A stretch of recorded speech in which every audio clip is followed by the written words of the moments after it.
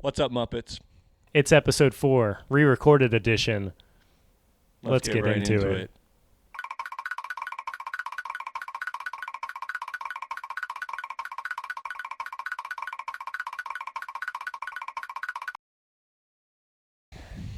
It feels good to be back. It is great. Yeah. Yeah, we are kind of considering this episode our pilot. Yeah. And I know that doesn't make any sense because it's episode 4.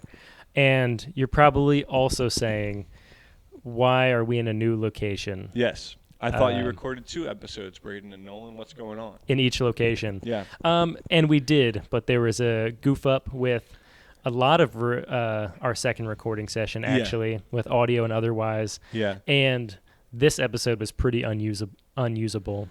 So you saw in episode 3 that there was audio problems. My microphone, the thing wasn't actually like attached all that well. So like it was kind of going in and out of use. So I had to use the camera audio for like the first bit and the very last bit of that episode. And when we recorded the 4th episode, the mic didn't work at all. And we were going to go just purely audio for some of that because we ran out of battery on the computer or on the camera and didn't bring a single extra battery. Yeah. Which was my fault. We have a bunch of backup everythings today.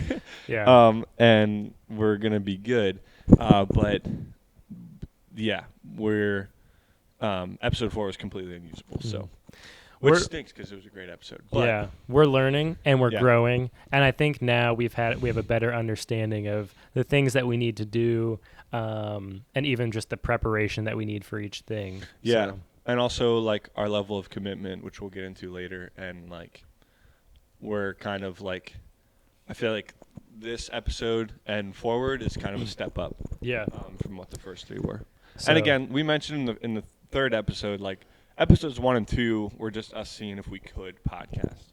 yeah. And now that we're in the 10% with episode 4, Exactly. boom, we're taking a step up. And yeah, we'll get into it then. Yeah, we are more committed than 90% of other people that try to start podcasts. Boom. So, Take that. yeah.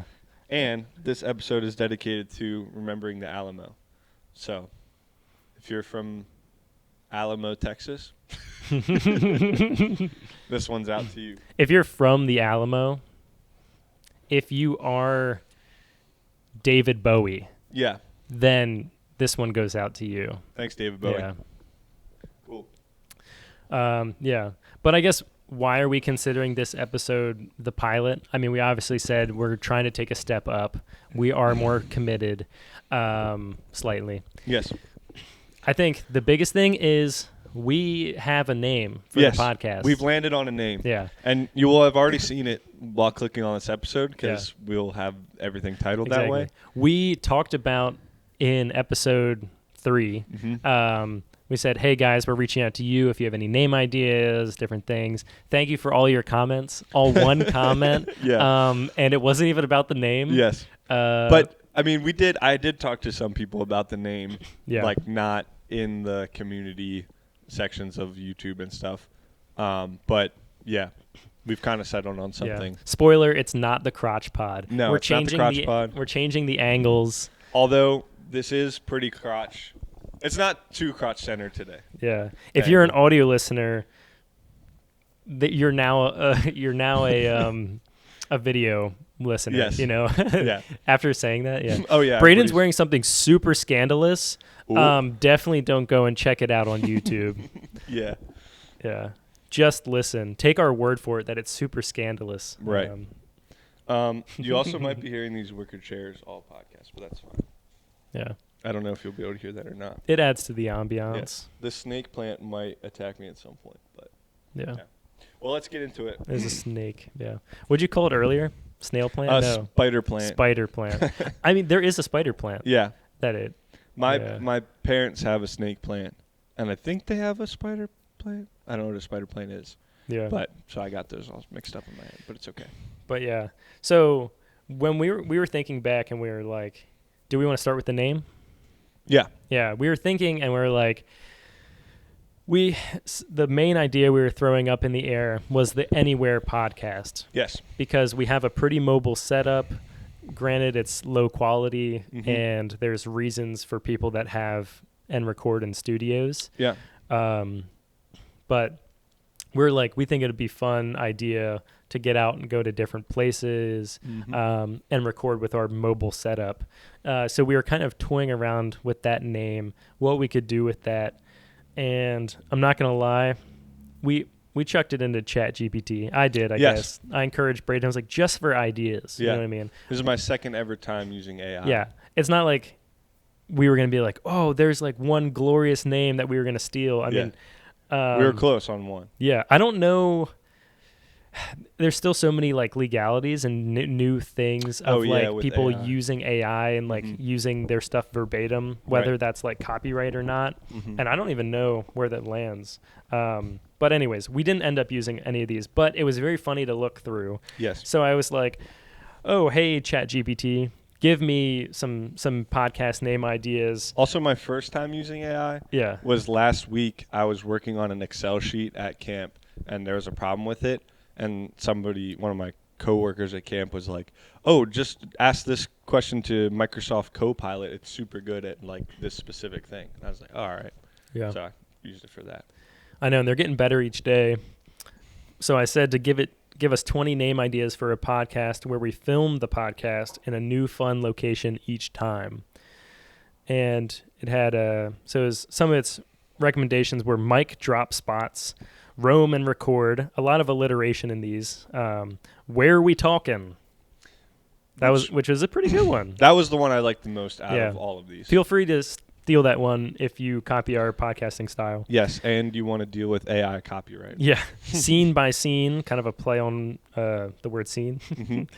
Soundtrack of place, talk track, the Wandercast, pod on the move, pin drop podcast, audio out atlas, sit down somewhere, talks in transit, no set studio, the rolling mic, everywhere we talk, mapped conversations, echoes of place, nomadic noise, which is like, I like the word nomad. I think it's fun. Nomad is cool. Locale and vocal.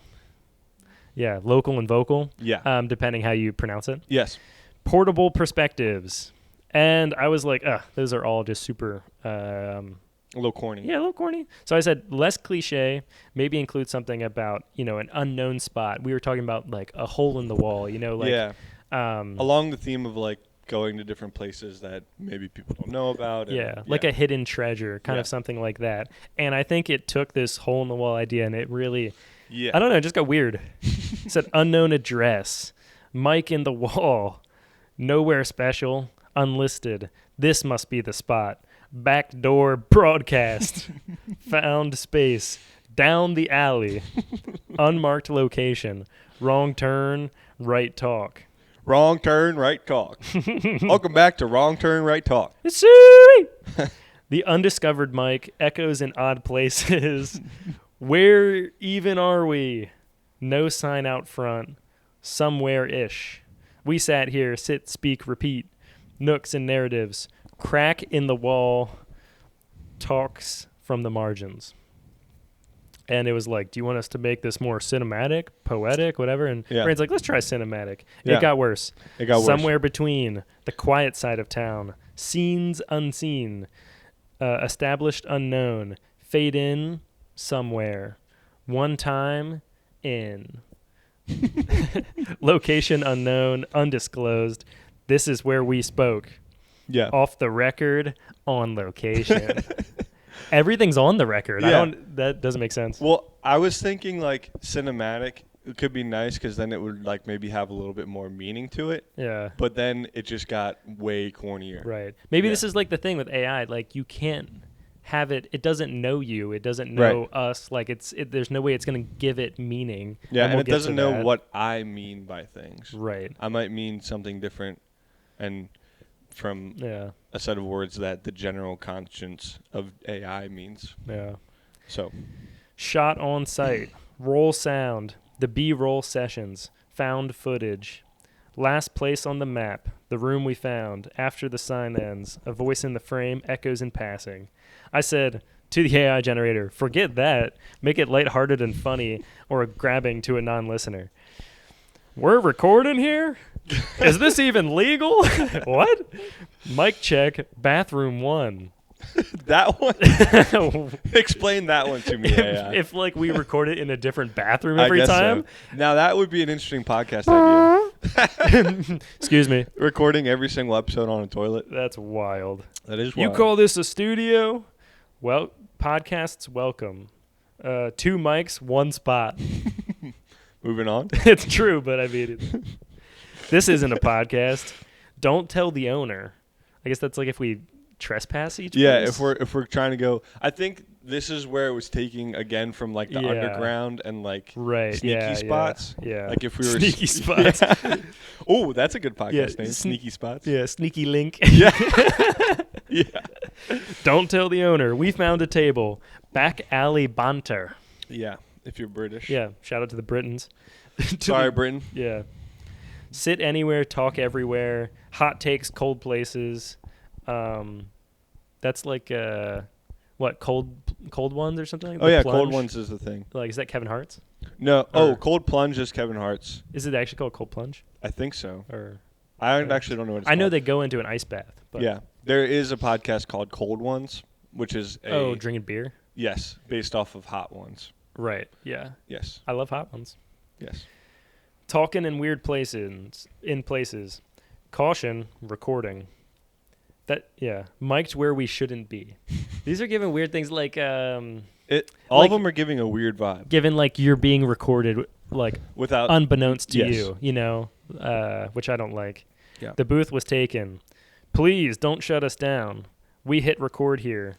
Anywhere but a studio. Conversations with a view. Sort of. Sort of. Sort of. Yeah. For audio listeners, I gestured towards Braden's scandalous outfit. Yes, so my short shorts that I'm wearing. Yeah. Anyways, needless to say, none of those hit the spot, you know. None of those were really what we were going for. None of those were a hidden gem. They were more of a backdoor alley. You know what I mean? Or what is it? The backdoor podcaster. Yes. Now, what we did like was, what was the one earlier with like relating to holes? Well, so we were relating to holes, and then we were thinking of like fly in the wall, hole in the wall places, fly on the wall, like listening into a fun conversation. Yes, which is what you, the viewers, would be, and then we could call you the flies. Yeah, yeah. And then we were like, hole in the wall, fly in the wall. Yeah. Don't rub my nose, or also unless you're a fly, then I'll say lunchtime. No, yeah, back to what you were saying. Fly in the wall, hole in the wall. Fly in the hole. Fly in the hole is what we toyed with for a little bit. Yeah, just like it's like so randomly like strung together that it's almost funny. Right. Yeah. There would be fun merch ideas with that. Just That's like true. a circle with a fly in it. Right, yeah. Would be fun. And even when I just said it there, I thought of like a new way to interpret it that I didn't think of before. Be like fly in the hole. Oh, like when you before you throw a grenade. Right. You know what I mean? Yeah. What is fire in the hole? Is that what it is? It's fire in the hole. Yeah, fire in the hole. But fly in the hole is a fun play on that. Yeah, sure. yeah.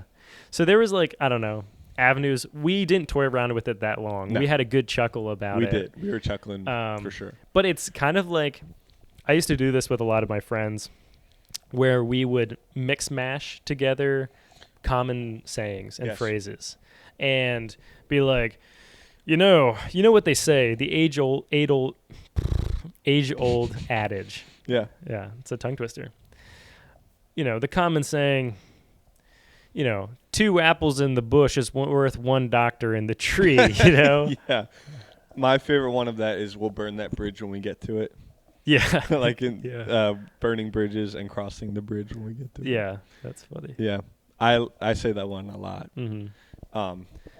Yeah, especially the apple doesn't fall far from the doctor once a day in the tree with 2 in the bush with 1 stone. Yeah. That's for sure. Yeah. And that's the motto that this podcast lives by. That's right. Say it again. The doctor doesn't fall far from the apple in the tree. 2 birds in the bush is worth One bush on the doctor tree. a day. Yeah. Yeah, I pretty much, those are the only 3 phrases I know, and I'm just mixing them all together. Yeah. We'll burn that bridge when we get to it. Yeah. Something about skinning a cat more than one way. Yeah. Yeah. Get the idea. Anyways, that is fun to do. Maybe Yes. we'll do that for the rest of this podcast. Well, so then we also were like, well, where are some other podcasts that we like? Where did they get their names from? Mm-hmm. So, like, one that we both have listened to in the past is the TMG podcast, and their name came from like a vlog that those 2 guys who run that one did many like years ago, like before they started it was like. It kind of came out of that, and it was like a shared history between the 2 of them. And a funny inside joke. Yeah. Yeah. And like a reason why they had history together, and just like a funny thing. Right. And then also Dominic Monaghan and Billy Boyd, the actors who play Merry and Pippin in Lord of the Rings, have a podcast called The Friendly Onion, I think it is. And that's also like an inside joke between the 2 of them. So we were trying to think of like, what would be an inside joke or like something that's shared between the 2 of us that we that would be a good podcast name. And Nolan thought of. Yeah, I was like, well, we talked a lot about how the biggest growth in our friendship, from us becoming new friends to good friends, was our trip out west. Yes. And at the beginning of any time that we left any, monument, national park, overlook, or, spot that we slept for the night, we would always have the same saying that Braden had gotten from your uncle. My father. Oh, from your father. Yes. I don't know where he got it from, which we'll have to have our fathers. I think at some point we should have our fathers on as guests. Yeah. Like individually. Father's Day is coming up. That's true. Yeah. Maybe I could call him in between eps and see. But it was, and we're off like a dirty shirt. Yeah. And so I think I said it like right when we pulled out of the driveway, and we will get into our trip out west at some point. We will tell that story. But first time pulling out of the driveway, I said, and we're off like a dirty shirt. And I was like, what? Yeah, you were like, what was that? Yeah.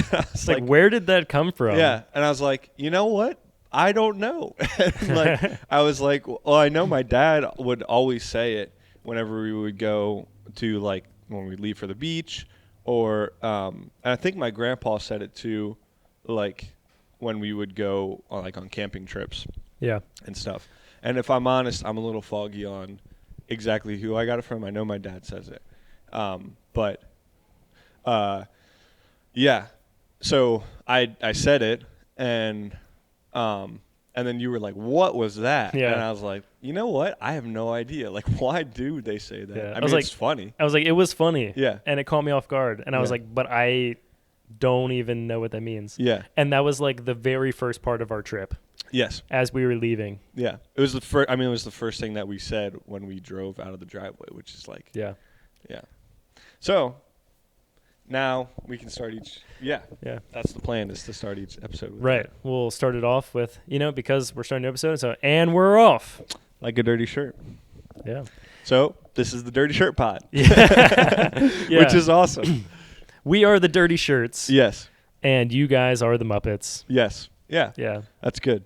I like. I mean, flies hang around dirty shirts. That's true. Probably. They can still be the flies. Yeah. We'll have to come up. I mean, yeah. I like the Muppets, but mm-hmm. what I mean, we're not married to the Muppets, I don't think. No, it is a name for the listeners, so it should be listener derived. Yeah. So we're not committed to anything, but let us know your thoughts. Yep. Muppets, flies, or something else. Mm-hmm. A podcast I listen to calls their listeners bugs, which is funny. I like that. Yeah. But yeah, I like the Dirty Shirt pod or Dirty Shirt. It's fun. It's a yeah. I would rather have like a funny name or like silly name than one that's like trying to be somewhat serious or like too thought-provoking, because oftentimes those are like, it always gets cringy. yeah, If you don't have like any meaning behind it. And I think I'm glad we found something that is a story between the two of us. Yep. And it was the beginning of an adventure. Yeah. You know, and like we said, Absolutely. this is the pilot. So this is the beginning of our podcast adventure. Yeah. A new stage in friendship and a new venture. Yeah. So it feels right to begin it with "and we're off." Yeah. Like a dirty shirt. And it's a fun phrase too. Yeah. Like it's a little catchy. Like Feel free to dirty use shirt. it. Yeah. You can say "and we're off like a dirty shirt." We give you permission. Yeah. One thing we didn't check if this is already the name of a podcast. I doubt it. I would doubt it too. Yeah. And yeah, that's the other thing. It's like unique and a little bit like, huh? Yeah. They're like, what? I do think shirt? we're What going to do you get mean by so that? many questions be like, the Dirty Shirt podcast. Yeah. What are you guys like, mud wrestling like while you're podcasting or Yeah. what? What are you guys filming in a pigsty? Yeah. What, do you not clean your set? Yeah. Do you guys like never shower? Is that the bit? You wear the same shirt every time? Oh, yeah. Could do that. I could see it happening. Hey, if we wear the same shirt once or twice, don't say anything. Yeah, don't say anything. Yeah. One, every 2 episodes, we will be wearing the same outfit. Right. Because That's we true. record them at the Yeah. same time. Yeah. Also, so you'll just look silly, being like, is that the same outfit they wore last He was week? wearing last week. Yeah. Well, yeah. And even if we repeat outfits, I'm not going to keep track of what I did No. and didn't wear. We do own a laundry machine and a dryer. Yeah, take that. I clean my clothes, and so if I have a shirt that I like to wear, whether it's pickleball or otherwise, I'll wear it again. Yeah, you'll probably often see this shirt. This is one of my new favorite shirts. Yeah. I can get into about this shirt at some point. Yeah, I mean, we are the Dirty Shirt podcast. it's true. We can talk about shirts. Yeah, Yeah. This is lending itself to merch very quickly. it is. Yeah. Absolutely. Or the merch is, it just says, this shirt is dirty. Yeah. It's true. There's plenty of Yeah. merch ideas out there. Braden is wearing a Hot Dog Tommy's t-shirt. It's a Yes. very classic shirt of his. Yes. Hot Dog Shop in Cape May. Yeah, I have worn these shirts for a long time. We used to go to Cape May every year, our family, with another family. My dad, the guy's family we go with, him and my dad were best men at each other's weddings. And so we would go down to the beach with him every year, and it was really cool. And there was this place, or Cape May, New Jersey, and there was this place called Hot Dog Tommy's, which was like kind of a hole in the wall. Fly in the hole. Yes, fly in the hole establishment where you would go and just get a hot dog, or like they had hot dogs and like some other stuff, and they had like all these different types of hot dog, and so they all had like fun names, and so like you could get either like a smaller hot dog or like a bigger one, and so what I would always get is a Texas Tommy, which was bacon and shredded cheese on just a hot dog. But like their smaller hot dog was called a leaner wiener, and the bigger one was called a big bad dog. And so if you wanted a smaller hot dog with nothing on it, it was called a naked leaner wiener. And yeah, you'd have a big bad dog as well. And so big bad dog, Texas Tommy, whatever. Anywho, it has it's a very fun and charming store.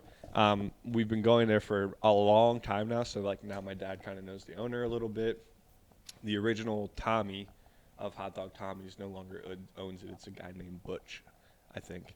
I think he still owns it. Yeah. So the other thing is that I haven't personally been there in like 5 years because it's been so long since I've been to the beach. But my parents still go pretty much every year to Cape May, or they do go every year. That's where they often go for their anniversary, and which they just had. Shout out mom and dad. Hey. On June 6th or 8th. So if you want to find Braden's parents, go to Cape May, like somewhere around June 6th, 8th. I always forget if it's the 6th or the 8th, and I always feel bad, but whatever. Yeah. And so and then they'll send me a picture. Hey, do you want the shirt this year? Yes, I do, obviously. And then they give me one, and I pay them back, and it's great. Yeah. So, anywho, so now I have many of these shirts. I'm kind of like, everybody knows these shirts if they know me because I wear them all the time, and I wear them to camp a lot. I've made one of them into a cutoff because it got too small for me, and I wear it to basketball all the time, every time I play basketball. And so, yeah, these shirts have a special place in my heart. This is the newest one. This is one they came out with this year. It's Comfort Colors now. Yeah. They switched to Comfort Colors like 2 or 3 years ago. Wow. And it's a very nice brown. I love brown. I recently went to a friend's wedding who he got married in a brown suit, and it was so slick. Wow. Classy. Suave. Chocolate. Yeah. Very classy. Very suave. Wow. They had like these brown. Oh, why is my foot all dusty? They had these like brown Nikes. That they changed into for like the reception. Ooh, so suave, slick, so slick, so awesome. Wow! Shout out Cammy Whammy, the one and only. So yeah, it's yeah, that was kind of a long tangent, but that's what we do here. That's fun. Yeah. The other thing that we wanted to get to, now that this is the pilot, we kind of wanted to set some goals for what this podcast is, and we wanted to gauge, 3, now 4 episodes in, how we were feeling, between the two of us, and we kind of just talked about it, and we talked about in episode 1 that only 10% of people that try to start podcasts get to episode 3. Or get past episode 3. Yeah. So now that we're in episode 4, that's why we've been saying we're in the top 10% now. Right. And only 10% of those podcasts make it to episode 20. Mm-hmm. So then, in theory, if you make it to episode 20, you're in the top 1% of all people that try to make podcasts in perseverance. Yes. So I feel like being in the top 10% of something is hard, but not that hard. Right. You know what I mean? Like, there's so many people out there. Yeah, so many people don't play the piano. Right. So if you practice for 1 day, 1 week, you're probably in the top 10%. Yeah. But you're not in the top 1%. Yeah. Like, you got to commit probably at least a year. Yes. So many people exist. A lot of people play basketball, but if you play a basketball for a year or 2, 2 or 3 years, you're probably in the top at least 10%. Yeah. Probably even higher than that if you play for 2 years. Right. Somewhat consistently. At all consistently. Yeah. I would say that. But yeah, that's not ridiculous to say. 1% is just way more of a summit, way more of an Everest. Yes. And I think we both were talking about it, and we're like, we want to be at that point where we can look back and be proud on this time that we've committed to this podcast and said that we gave it, the old college try, right. And we really gave it our best. So we want to. Neither of us have been to college. But. Yeah, no. But we want to get into the top 1%. So our goal is to shoot for at least 20 episodes. And if we are enjoying it, and if you guys are enjoying it, and there's decent engagement, we'll probably continue. But that's what you can kind of expect. We want to also look at some other platforms. We want to get on Instagram to just have better engagement with listeners. And then obviously we want to get on Spotify because that's where most people that at least I know listen to podcasts. Yeah, and neither of us are like at all know how to get on Spotify at all, or like how easy it is to do so. I do think that it's easier to get on like SoundCloud, so we could definitely probably post on SoundCloud. And I mean, depending on how it is to get on Spotify, I mean, we'll see. But I'm pretty sure that's attainable, and we can do that. So, yeah, I think the goal for this episode is to be on YouTube, Spotify, and SoundCloud, and then having the Instagram started. Yep. So yeah, you can. Since this is the pilot episode, yeah.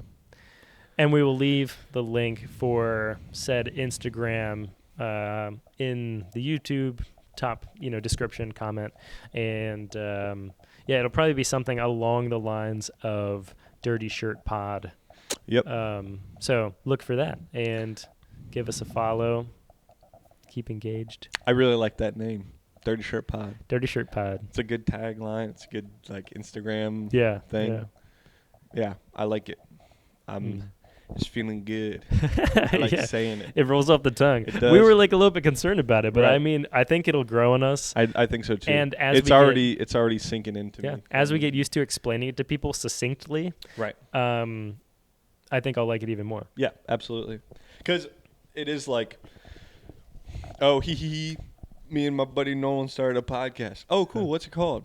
The Dirty Shirt Pod. Yeah. Why would it possibly be called that? Let me tell you. Exactly. Or listen to episode 4. Yeah, true. Listen to the pilot, episode 4. Yeah. Yeah. Also, we talked about like cringy names. It made me think, exposing myself a little bit here, and Josh. Oh. Whoop. Well, we back in high school, we were like, oh, let's I'm a little bit artistic. Oh. Like you have a little bit of business acumen, business mind. Yeah. Real quick. Sure. Since it's not called the Braden and Nolan podcast anymore, yeah. I don't think they know our names. Neither of us have said our names yet this pod episode. That's true. I'm Braden.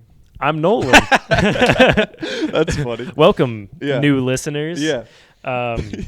Obviously, we will post episode 1 through 3 on whatever platform we're on. We just consider those kind of like the prequel. Yeah. And like this is now we're now into canon, or we're into the meat of it. Yes. Sorry to interrupt. We can circle back to that. Me and Josh, we were like, in high school, we were like, let's start a little T-shirt company. We can put some designs on there and whatever. As people do, I think like, man, I'm really just doing all of the things that like, all of the cringy things you could do, podcasting and T-shirt making.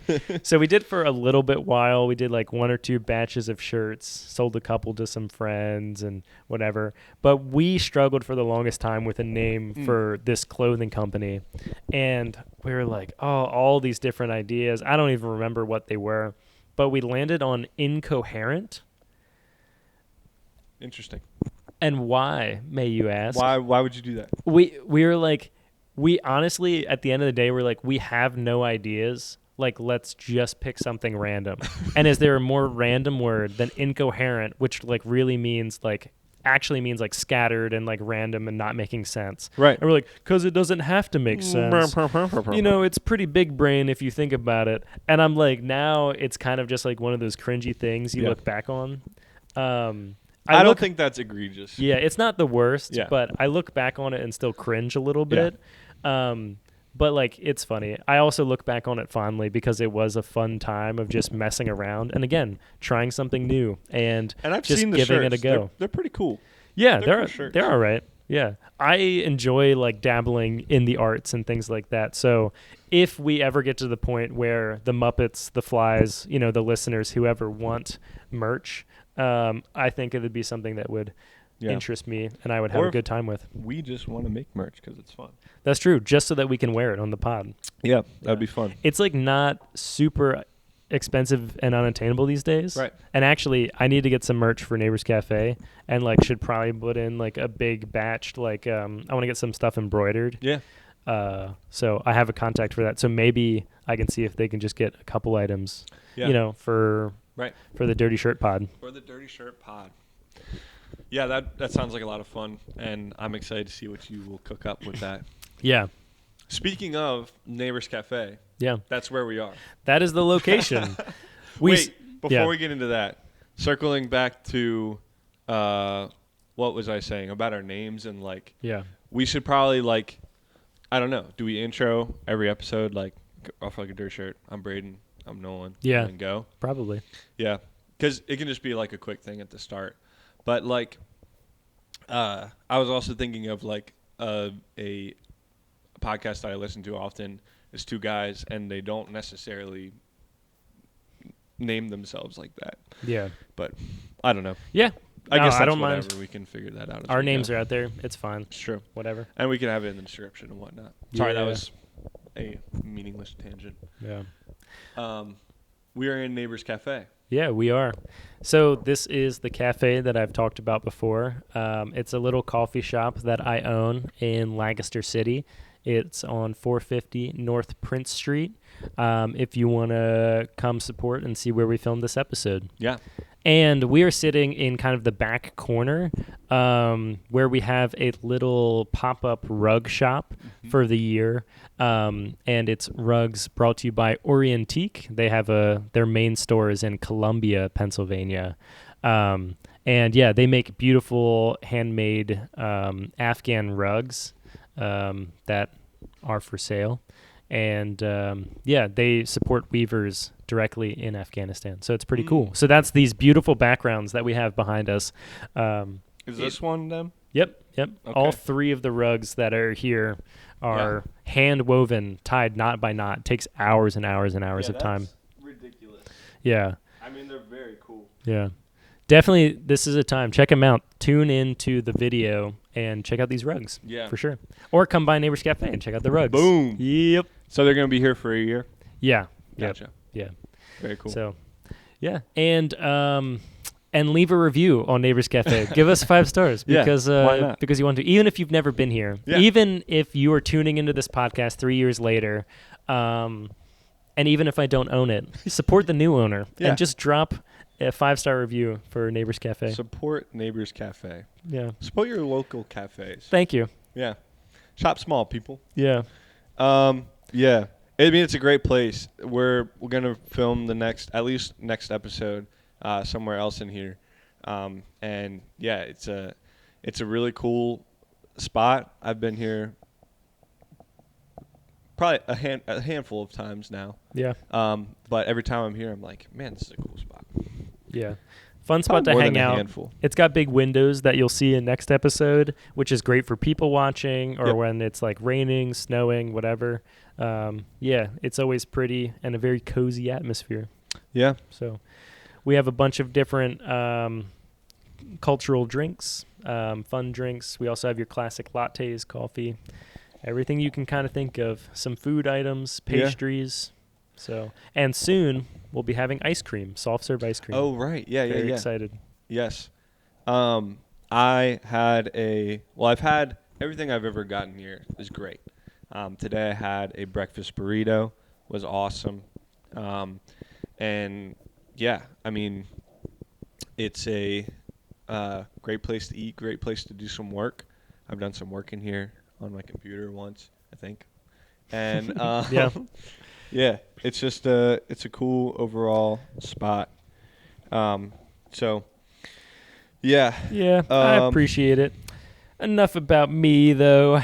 Enough about the What about us? Yeah. Yeah. I think that's a song. Yeah. Is that a High School Musical song? What about us? I think so. McKenna would know. Yeah. True. Yeah. So, talking again about like our commitment to this. Yeah. Well, I'll say Braden has been so committed, and I appreciate him a lot.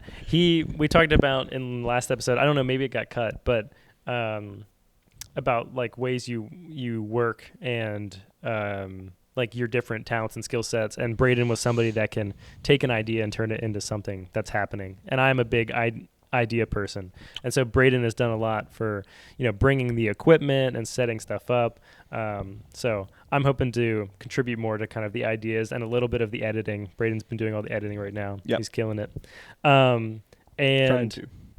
one way that he was super committed was the last time we were set to record, I had a crazy day at work, and I think just like a super long day the day before. It was just like I was up till like 4 a.m. Only got like 2 hours sleep, whatever, and was like, oh, I'm gonna lay down for a quick nap after work. Braden was set to come, 45 minutes after that. I was like, I'll get a quick 30-minute nap in, and then I'll be more energized.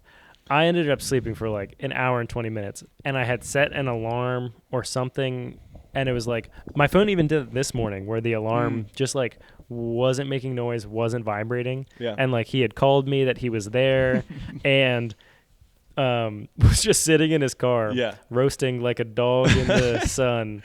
Well, what I had done was like, so I was coming over from camp, and I had stopped for like right when I got off camp. I called him, was like, "Hey, we still good to record?" Yeah, all right, cool. I'm gonna get a bite to eat, and then I'll head over. And this was my first time at Nolan's house. So I didn't even have his address. Yeah, that's true. And so then I went and ate, and then when I was going to leave, I was like, "Oh shoot, I don't even know where he lives." So I texted him. I was like, "Hey, send me the address." I texted his wife, "Hey, send me the address." And like waited like a half second, and I was like, well, if they don't get back, he might be sleeping still. So I like texted his wife's brother, and was like, your brother-in-law, I guess. Yeah. Hey, do you know their address? Do we want? Are you cool with us naming your wife? Yeah, I don't know. I never talked to her. She's probably fine with it. I don't know. Okay. Well, I texted your brother-in-law. That's the other thing which we should talk about after this is like how much naming we want to do. Yeah, for like us, like we can make our own decisions, Sure. but for other people, I mean, I guess we should check with them. Yeah. Anywho, I texted his brother-in-law and was like, "Hey, do you know where Nolan and McKenna's house is?" Whoa, And we can bleep that if you check in with her and she's like, that'd be "Yeah, funny. yeah, I know because you said it earlier, and I was like, Yeah. well, right. I yeah. said it earlier and I thought about it then, and I was like, well, we'll Yeah. cover that later. That's Anywho. fine. So you're waiting, or no? You got the address. Yes, so I got the address, got over there, got there, called him. Well, what I first did was like walked up to the door, and I was like, okay, I don't actually know if this is the right house. Brennan, it's possible. Maybe we'll have to bleep that. Your brother-in-law, I like maybe it's possible he typed in the address wrong. I don't want to assume anything. So I didn't want to go banging on the door trying to wake him up and then wake some random person up and have them come bite my head off or something. Yeah. And so I was like, I'll just call him, go sit in the car real quick. It is still slightly a sketchy house from the outside because of all the renovations we were doing and just like the dogs and everything that lived there before and like the gates and the stuff they had up. Yeah. We're still in the process of taking all that stuff down and beautifying it. So, Right. So I went back out to my car, called him like 2 times, texted him a bunch. What I should have done was called your wife. yeah. Because maybe her phone would have rang. But I texted her, and then I just sat there. And so I had been at camp from Sunday night to this was on a Thursday that we recorded the last pod, and barely like on my phone at all, and like was pretty busy. So I caught up on some Instagram reels and emails and the stuff old like that. scrolling. Yeah. Yeah.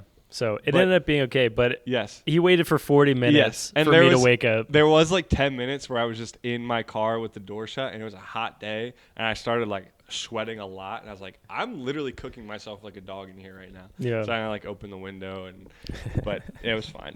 Yeah. We eventually got into it and good. Recorded one episode Yes. and then butchered the other. Yes. Wow. But I mean, that was the only time we were going to record, so I was like, we have to do this. I was actually about to leave, and then he like called me. Yeah. So I felt better rested, so it was nice. But yeah. Yeah. And I mean, we both are showing some level of commitment right now because we both have had pretty intense past week. Yeah. I can talk about mine a little bit first. This past week has been training week up at camp. So all of the new staff has come, and I'm a 9-year returner there. So I have a lot of knowledge about a lot of the stuff. So I'm helping out a lot of the new people in a bunch of the different programs. So we also have a new like overall leader for the summer staff. So we've been trying to figure out like our leadership roles between all of the like upper staff, and it was just a busy week because he was fitting some more stuff in than the past leader had, and so yes, I was very exhausted when I got home yesterday, but I had some rest time this morning. I watched the Two Towers Extended Edition because last week I watched Fellowship of the Ring Extended Edition. So I hope to next Saturday watch Return of the King. But anyway, those are all Lord of the Rings movies if you don't know. And I know, but mostly only because I'm friends with you. So, right. Yeah. But yes, one of these episodes at some point we will have to like the week before the two of us or you watch through them all, and then we'll have to like have a Lord of the Rings episode and you like talk Right. about what you like or dislike. Might have to be a while. It would be a while. Yeah. But it's fine. Anywho, yes. So this was a very busy week for me, and also because I was sleeping overnight there. So, like, just being a leader, you never really get time off because a lot of the time you're trying to set the example for people around you. So it's not like we were moving 100% of the time and everybody needed my opinion 100% of the time, but it's just like there's not really time to decompress at all, which is tough. Yeah. But I would argue that your week was a little more crazy than mine. Yeah, I don't know. Yeah, it was a crazy week. We got inspected, which is if you've ever worked in food service, I mean, you know what's happening. And like when it comes like, and you obviously got to keep the kitchen clean and everything like that. So it's just another thing, but it's always a little bit anxiety filled, working with inspectors and, just like anybody that's in authority and that has like a lot of power over you and your situation. So it's just always a little anxiety filled. So we had that, and there's always new regulations and different things. There was like one or two things we didn't know about with like the cleaning of our hood up to the, that vents all the way to the roof and everything like that. So they're like, you need to get these things done like in the whatever foreseeable future. So, yeah, we're open and whatever and passed, and which is great. But had to get a bunch of projects done. Some, the deep cleaning of the hood and stuff. And, so that was just a whirlwind. And, then doing, then it's summertime as well. So a lot of I have 2 employees right now, and both of them are on summer vacation. One's, visiting family in California and the other's visiting family in North Carolina. So I have been by myself for all of the crazy stuff. Yeah. Well, yeah, they were here for a little bit of that. Okay. And then, but this past week, kind of, I've been here every hour we're open and have to do shopping and, bookkeeping and payroll and all that stuff, after hours when I'm not helping customers. And so it has just been like a week of probably 60 plus hours.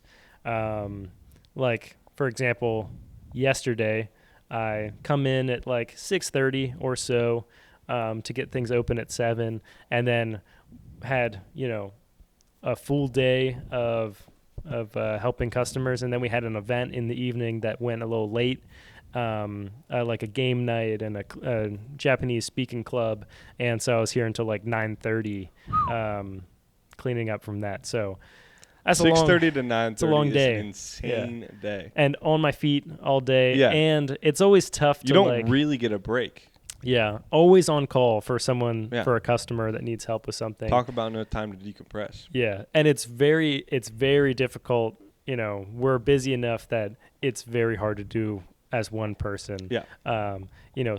somebody will come in and be like, "Can I get 3 breakfast wraps to go?" And then someone else come in and 2 lattes. Yeah. Someone else come in, and then you're like, suddenly you got like 6 orders you're doing at the same time. Yeah. And like I on days like that will literally run around the kitchen. Yeah. So just like, and it's funny because I'm like, yeah, just keep it like I'm like walking like, oh, do the latte, whatever. I get back to the kitchen, boom, boom, boom, boom, boom.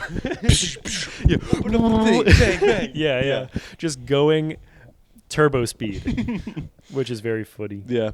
Yeah. A friend of mine and I, we used to like be on the same schedule for a lot of things. Like we were both in marching band together, and we both did camp together and stuff like that. And we would often talk about like we would be lounging on the couch, scrolling Instagram or watching YouTube, or just generally chilling, decompressing. Mm-hmm. And then we've talked often about the realization that, oh, I need to be moving 5 minutes ago. And so you're going from this, for the audio listeners, just sitting nice and lounged, to boom, immediately running and like doing all the like just getting dressed, or like I can see it looking like that. Yeah. Or the feeling of when you've overslept. Yes. You know what I mean? The feeling that I had when I realized you had been waiting outside for 40 minutes. Exactly. Was like you are instantly awake. Yeah. Like typically it takes 10, 15 minutes to get your body acclimated to waking up. But like when you are late for school, late for work, like late for a meeting, practice, like your heart just races, and you are wide awake. No coffee needed. Yeah, something mentally clicks, and it's just from the most lounged you could possibly be to the most I am moving everything, I'm thinking, like instantly. Yeah. I don't know anything about anything, but there's probably like a psychological, physiological reaction like caused by that. Probably. Adrenaline, maybe. Yeah. But whatever. Something that could be studied that lurches you forward. Yeah. Yep. But so, anywho. Yeah. And so, that's a little bit of a window into our lives. Yeah. And we won't be complaining about work or whatever. Not that we were complaining. Yeah. But that's not going to be something that we talk about often. Just as we're talking about commitment. Yeah. Just sharing a bit about like what's going on in our lives right now. I will be working at camp for the next, Monday. We're recording today on a Saturday. Mm-hmm. It's June 14th. I lose track. I can't remember how old I am. Yeah. Last episode, I couldn't remember if I was 23 or 24. I think that was in the deleted episode. Yeah. I'm 24. We figured it out. I'm 23. No, it was in the real episode. I think I remember listening back to it, and I was what am I doing? Yeah. My wife texted me, was like, babe, you're 24. Yeah. Shoot, what was I talking about? You're working at camp for the summer. Oh, yes. It is July 14th. Yesterday was Friday the 13th. Oh, yeah. I had a customer come in yesterday and was like, I have coworkers that say they'll just lay in bed all day. Like, they're taking off today. Oh, because it's Friday the 13th. They're anti-Friday the 13th. Wow. Like, I was like, okay. Yeah. Strange. He was like, yeah, I think it's silly. Yeah. So. Well, anyway, today's June 14th. First day of camp with campers is on Monday. And then that'll run for 8 weeks. So during that time, I won't be able to spend much time thinking about like concepts and like. But you'll have good points. Stories. Exactly. Kids at camp always have the funniest things happen or say the silliest things. Mm-hmm. So you'll contribute in that way. That's absolutely. Fine. And if nothing happens in the 2 weeks, I can pull from the bank of 8 years that I've spent there. Yeah. But anywho,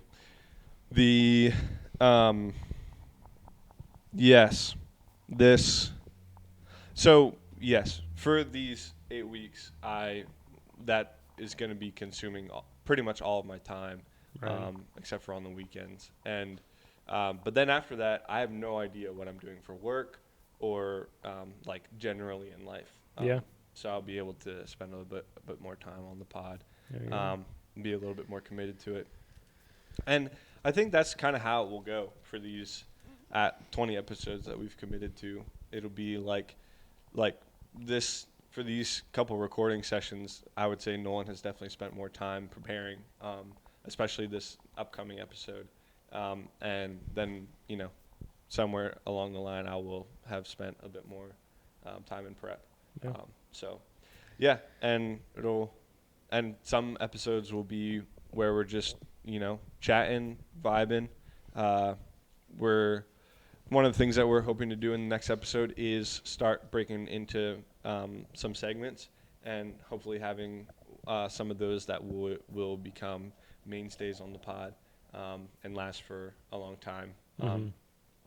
But yeah, so it'll be interesting to see how things evolve and morph over time based on like whatever engagement we get, and You're getting engaged? I wish.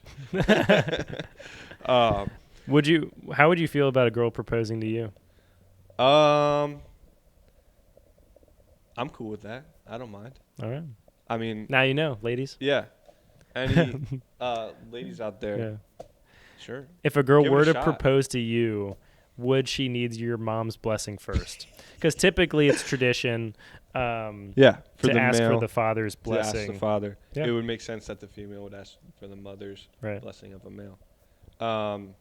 Yeah, I would say they probably need to. So check with my mom first. Yeah. But she's been trying to pawn me off on girls for years now. Right. Yeah. Every once in a while she'd be like, "I thought of somebody for you." Like, leave me alone, mom. Yeah. Get out of my room. Yeah. That's funny. Anyway. Yeah, but She's like, I don't know why he doesn't want to be set up with girls. I'm worried about him. yeah. No. What was he talking about? Oh, just commitment and like the pod in general. Yeah. We'll see how the ebbs and flows go. So, yeah. I'm sure there'll be some high quality episodes, some lower quality. Our apologies. But stick with us. I think it'll be a fun ride. Yeah, for sure. Now that we've begun. As far as equipment, right now we're using stuff from the camp that I work at. I've talked to some of the full-time staff, and they're cool with us using it for now. But, I mean, in the event, the miracle that we make money off this at some point, Yeah. money will first go back into the podcast and like Yeah. equipment and stuff like that. So, well, I mean, yeah, that's what I think. Sounds good. Yeah. I think that's plenty of housekeeping for the pilot. Yeah, I would say So- so. Should we talk about this is the pilot, so we could talk about our history, us becoming friends, Yeah. and we could talk about the trip that birthed the naming of this podcast, For the sure. Dirty Shirt Pod. Yeah. Are we? Yeah. Let's hit it. Oh, did we want to hit this? We can talk about it sometime. Okay. So, yeah. Me and Nolan met at this camp that I've been talking about that I've been working at for a long time. A mutual friend of ours brought you to the camp. It's true. I worked for 1 week. I got off of my job at that time. I was like, yeah, let me do something fun. Let me hang out with a bunch of young, adventurous people that are serving young kids at a summer camp. And I was like, that sounds fun to me. I love hanging out with kids. And that was the year our that was our mutual friend was still a volunteer at that time as well, right? Yeah. Because I think he only did He might have done like 2 weeks that year. I don't know. I think he did. Yeah. And he only did one paid summer, right? Yeah. I Same think summer. the same summer you did. Yep. So, yeah, 2020 was the year that you volunteered for the week. Mm-hmm. And then, obviously, we all know what was going on during that time. Yeah. We were very fortunate at camp to be able to run pretty much all of our program for all of the weeks. Yeah. Which, whether we should have or not, is a different question. Right. But we did. Yeah, and stayed pretty healthy, Yeah. which was a blessing. Mm-hmm. So, and a little caveat, the 1 week that I was there, this is also the same place that I met my now wife. And it was funny. We went through like the training and, had kind of hung out with her in a group setting with friends. And I was not at the like training at the beginning of the summer to kind of tell new volunteers and people what to be doing. I was kind of a late addition, a little audible by, they're like, yeah, we'll bring you on. You seem chill. And so. Which is not quite how camp is run these days. Oh, yeah. No, we're a little bit more desperate for volunteers back then. Right. And I had enough of a background in similar things like this. So, anyways, they trusted me, and I'm glad they did. And so, but anyways, first day we get started then, and everybody has been doing this for 5-6 weeks now, and they just hustle off to whatever they're doing and just kind of left me there. I was like, and I'm like carrying my little box around with like my bird name on it, which is my group for the week. And I was like, so I just like followed people around, was just like standing with people. And then my now wife, just a girl at the time, came up and was like, hey, what are you doing? Do you need help with something? And, there was a little spark right there. But there's a whole story of how we got together. Oh, yeah. And we will get into that probably at some point if we ever have her on the podcast. That would be awesome. Yeah, I think that'd be a funny episode. That would be an awesome The episode. relationship episode. Yeah, we'd have to figure out how to do a third mic, but we'd get it done. Yeah. Yeah, we can pass mics around. It wouldn't be the worst thing. Yeah. So we could play like what's like hot potato? No, round the world, like in ping pong, where you set down the paddle and you sprint around. Yes. Yeah. When you don't have enough paddles. Yeah. I also don't know how this mic's going to sound. This is the first time I'm trying out this mic. Yeah. Because the one I used last time obviously caused all those problems. Right. We know this one is recording and getting sound, but I don't know as to the quality and like if I do this. Right. Can you hear that? Probably. Can you hear the cord banging on everything? Probably. Because I know this mic isn't the highest quality. So. Yeah. Anywho. But I worked 1 week there, and then was kind of invited back into the friend group through a girl that was interested in me. Right. That kind of invited me to a lot of these friend group gatherings. Not your wife. Yeah, a different girl. There's lots of drama involved in the camp atmosphere. It's wonderful.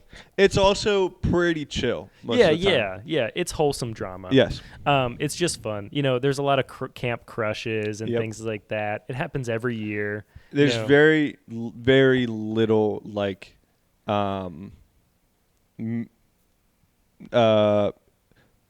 content. Or what am I trying to say? Yeah, that makes sense. People who are like upset with each other. Yeah. I literally can think of one person in my 9 years who like I didn't gel with very well at camp, or like who I actually like didn't like working with. Yeah. And that person was not saying. And if you're listening to this, it's not you. Who is not saying? Huh? Not saying? Yeah, is that that's a name? my friend. Okay. Or my enemy, actually. Oh, very cool. And and even that's like in a Christian culture, trying to I worked with them, but so it's a pretty wholesome environment. So that's neither here nor there. Yes. So I was very encouraged by that summer and had a very good time of that 1 week. So decided to work a full summer as a day camp counselor. Yeah. Also, 2020 for that year. Next year. The fall and winter and spring following the summer of 2020 is when that friend group kind of really started hanging out a lot together. So you were kind of and we still hang out together a lot now. And so you weren't really late to that party at all. Right. And but I would say I didn't really know you all too well until like summer of 2021 when we started talking a little bit more. And you were working in the day camp part of things, whereas I would have been in the overnight part. So we still didn't even really see a lot of each other that summer. But we definitely were friends.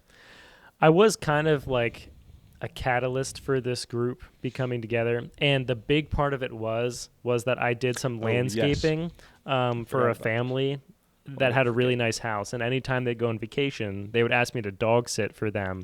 They had a hot tub, and it was just a really good gig. And they're like, invite people over, have a party, which is not something you hear from places you're house setting often. Right. So I would invite this friend group over, which really helped to grow it. Just they had having a giant TV, yeah, and a massage chair, yeah, and a pool table, and It a was- pool, and a pool. hot tub. I don't think I ever got in the pool. Oh, what? Yeah, That's crazy. it is crazy. But we definitely hit the hot tub. Yeah. But I remember watching like Wipeout on their massive TV Yes. with you at like 2 a.m. yes, and what was that show called? The Circle. Oh, The Circle, Yeah, the on the Netflix Netflix reality show. TV show. That's a that's Yeah. a throwback. Pure chaos. Yeah. I saw that they, in the newest season, or I don't know, they put an AI on The Circle. Yeah, And I think it was like one of the finalists, and it like everybody was tricked. that's funny. Yeah, which is Yeah. pretty funny. Just like this robot just sending messages to Yeah. people. Yeah. A little bit spooky. Yeah, for sure. Yeah. That was also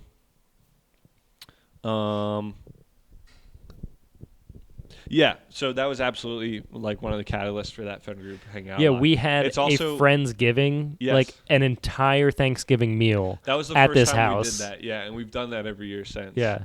And we did it in like their nice dining room. Yeah. And we were all like We all dressed up. Yeah. It was very fun. It was fun.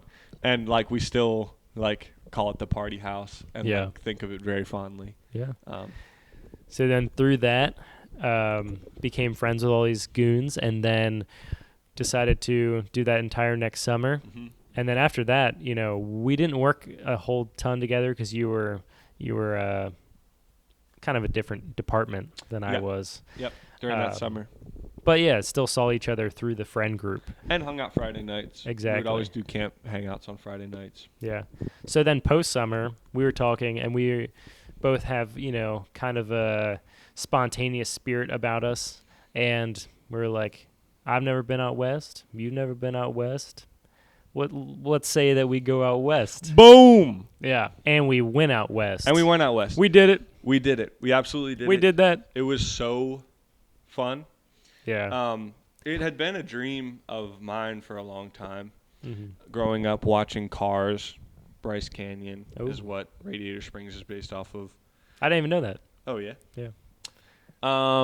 And yeah, I mean, the United States is so cool. I've always been like somebody who camps a lot, or like campers, like out with my grandparents, and I used to watch Yogi Bear, and that's based like Jellystone Park isn't based after Yellowstone Park, and just the aesthetic of national parks and stuff is really cool to me, and so we wanted to hit those, and I mean that's yeah. And I mean, just traveling in general is, I mean, And, I think yeah, appealing to most people. We had the ability to do so. Yep. Like you said, like I had seen a little bit of some other countries, and I was like, the U.S. is so big and vast, and we have the accessibility to see so many different terrains and like not have to worry about visas or Yep. passports or anything, and we can just go and do it. We can just drive. So Yeah, that's I think what that's we one of ended the up reasons doing. why America is awesome. Yeah, coast to coast. Yeah. So, yeah, we did it. I was looking for a new vehicle at the time. So I bought a conversion van, a 1990 Ford Econoline, which I actually sold the day after we recorded the last episode. Wow, congratulations. Yeah. So Yeah. that's been a long time coming. Kind of a thorn in your side. It was for a Um, little bit. I'm sure you lost money in the ordeal. Yeah. Yeah. Big time. But I mean, I think most people do in car. Yeah. Cars. The memories, Yeah. and like we said, or I guess we didn't say because it's not recorded. We wanted a van, mostly because we wanted something that we could sleep in On the trip. and that would save us from the headache of always finding, parks and campsites to sleep at, and it would just make us more mobile. We could pack up and camp like at the drop of a hat. Yeah. And it would save us on like if we would have to staying buy in a a hotel motel or anything. It would save us money in that regard. So Yeah, I think I lost money absolutely in the long run, probably. mhm. But like, I the point of buying that vehicle was not to be fiscally responsible. It Yeah. was to enjoy it, and Right. I absolutely Yeah, enjoyed it. it was an iconic part of your youth and your personality in that Yes. season. Yes. Because anytime we got together with friends, we're like, let's go to the van, Yeah. like going to McDonald's. Let's Mhm. go to the van. Everybody going in to the this van. place. Yep. And like everyone fit in there. It Mhm. was just a good vibe. And it's funny, even my parents, because I know another Braden that I'm Mhm. close friends with, and they would say like, oh, Van Braden or Ohio Braden? Yeah. And because they just like associated you with Right. my trip out west and The van. and the van. Yeah, which is great. I love that that's part of my personality. Being a van guy has always been part of my personality. Right. Because like for the first, I don't know, like 2 or 3 years of me driving was driving our family like Yeah. van, which was a Chrysler Town and Country, Yeah. 2002. Oh yeah, true. I Yeah. remember that. The red van that said the family on the back. Oh, I'm gonna bleep that. Said the blank family on the back. Nice. And so it was like, yeah, that was kind of iconic in my friend group in high school. So I've always enjoyed being the guy who can drive everybody around. And like even so, my now car is a 2006 Toyota Sequoia, which has third row seating. And Yeah. like at camp, we'll carpool to places like with the staff for like hangouts. And I took 7 people to like the one place this week, and it was a lot of fun.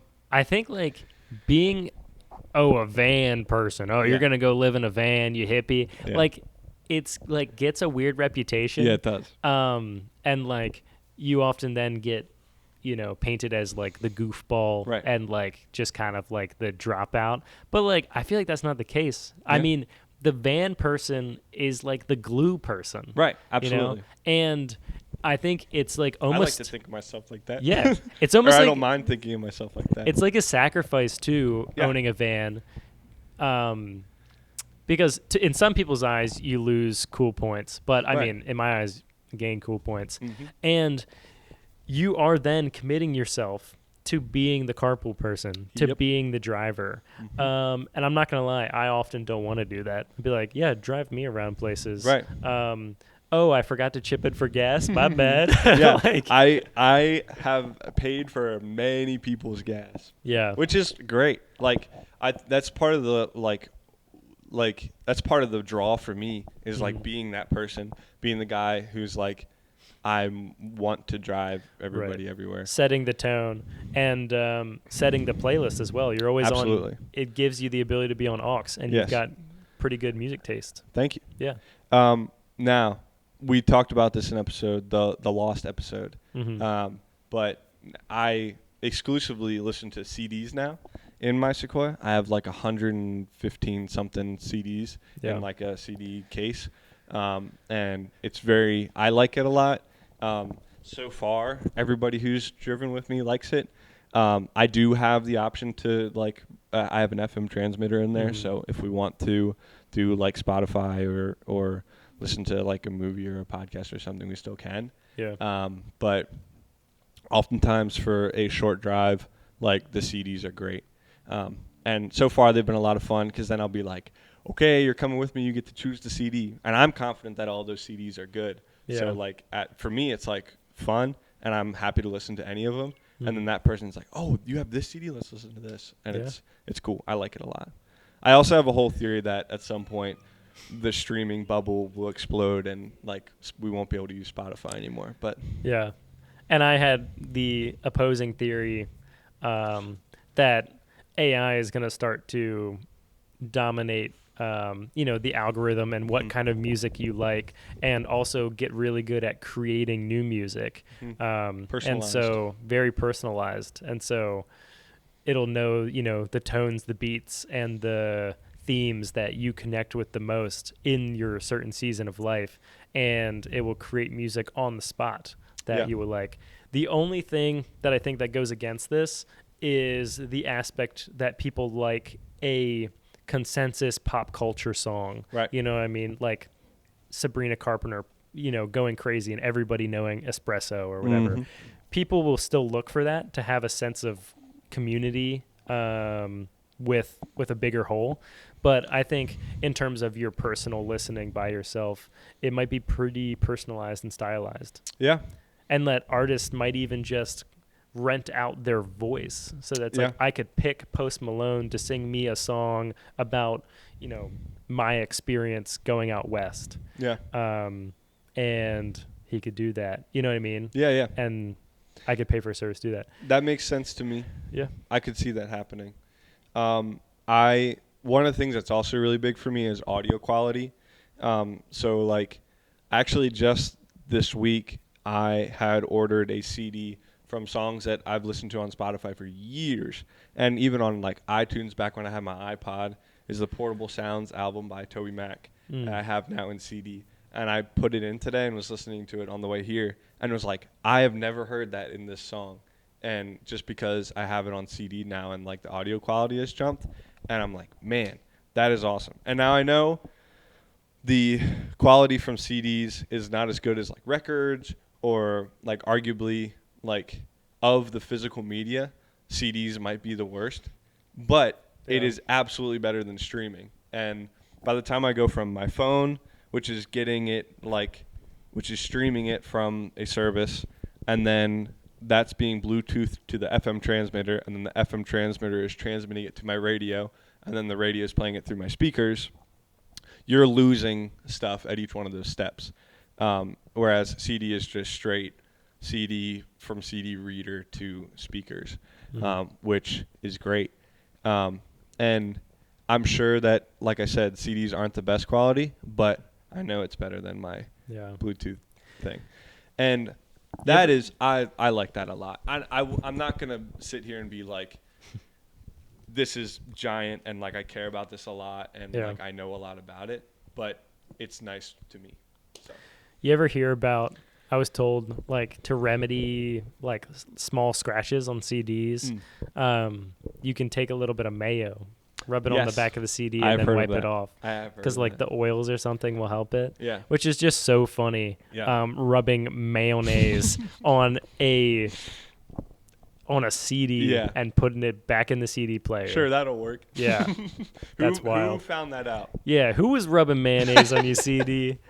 Yeah. Yeah. And how many condiments did you try before you got to mayonnaise?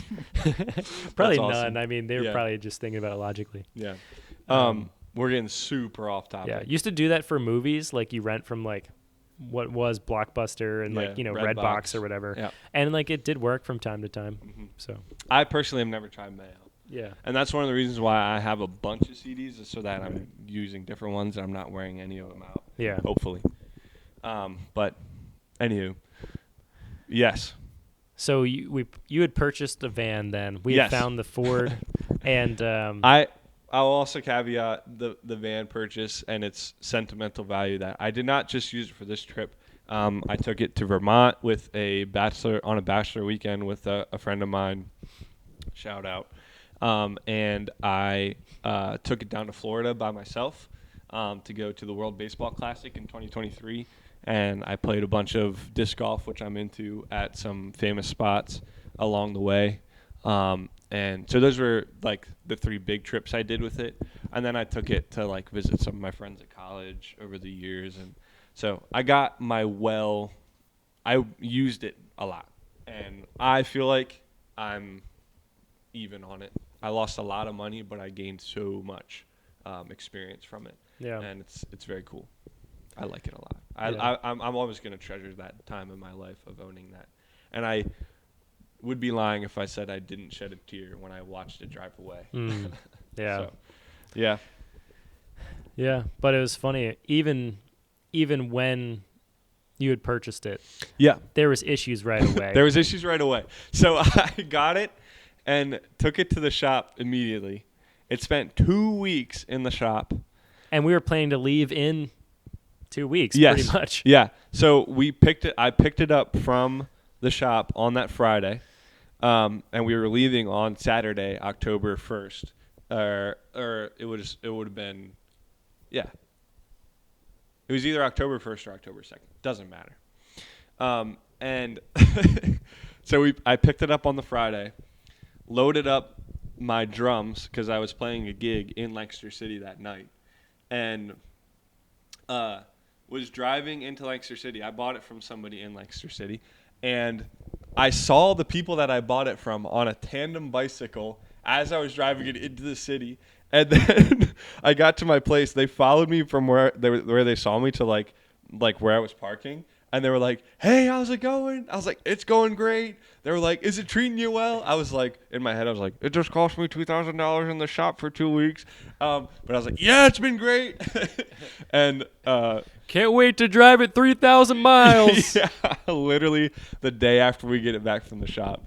Anywho, and so I took it on, I used it in Lancaster. What could go wrong? Yeah, what could foreshadowing? Foreshadowing.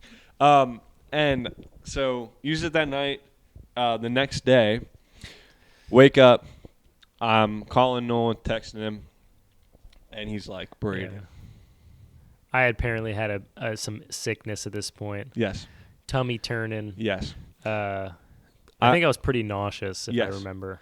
Yes. And I remember, so we were like, okay, we wanted to leave early in the morning because our first stretch of our drive was up to the middle of Michigan, which was just about 8 hours to Michigan. Yeah, 8 to 10 hours, somewhere around there.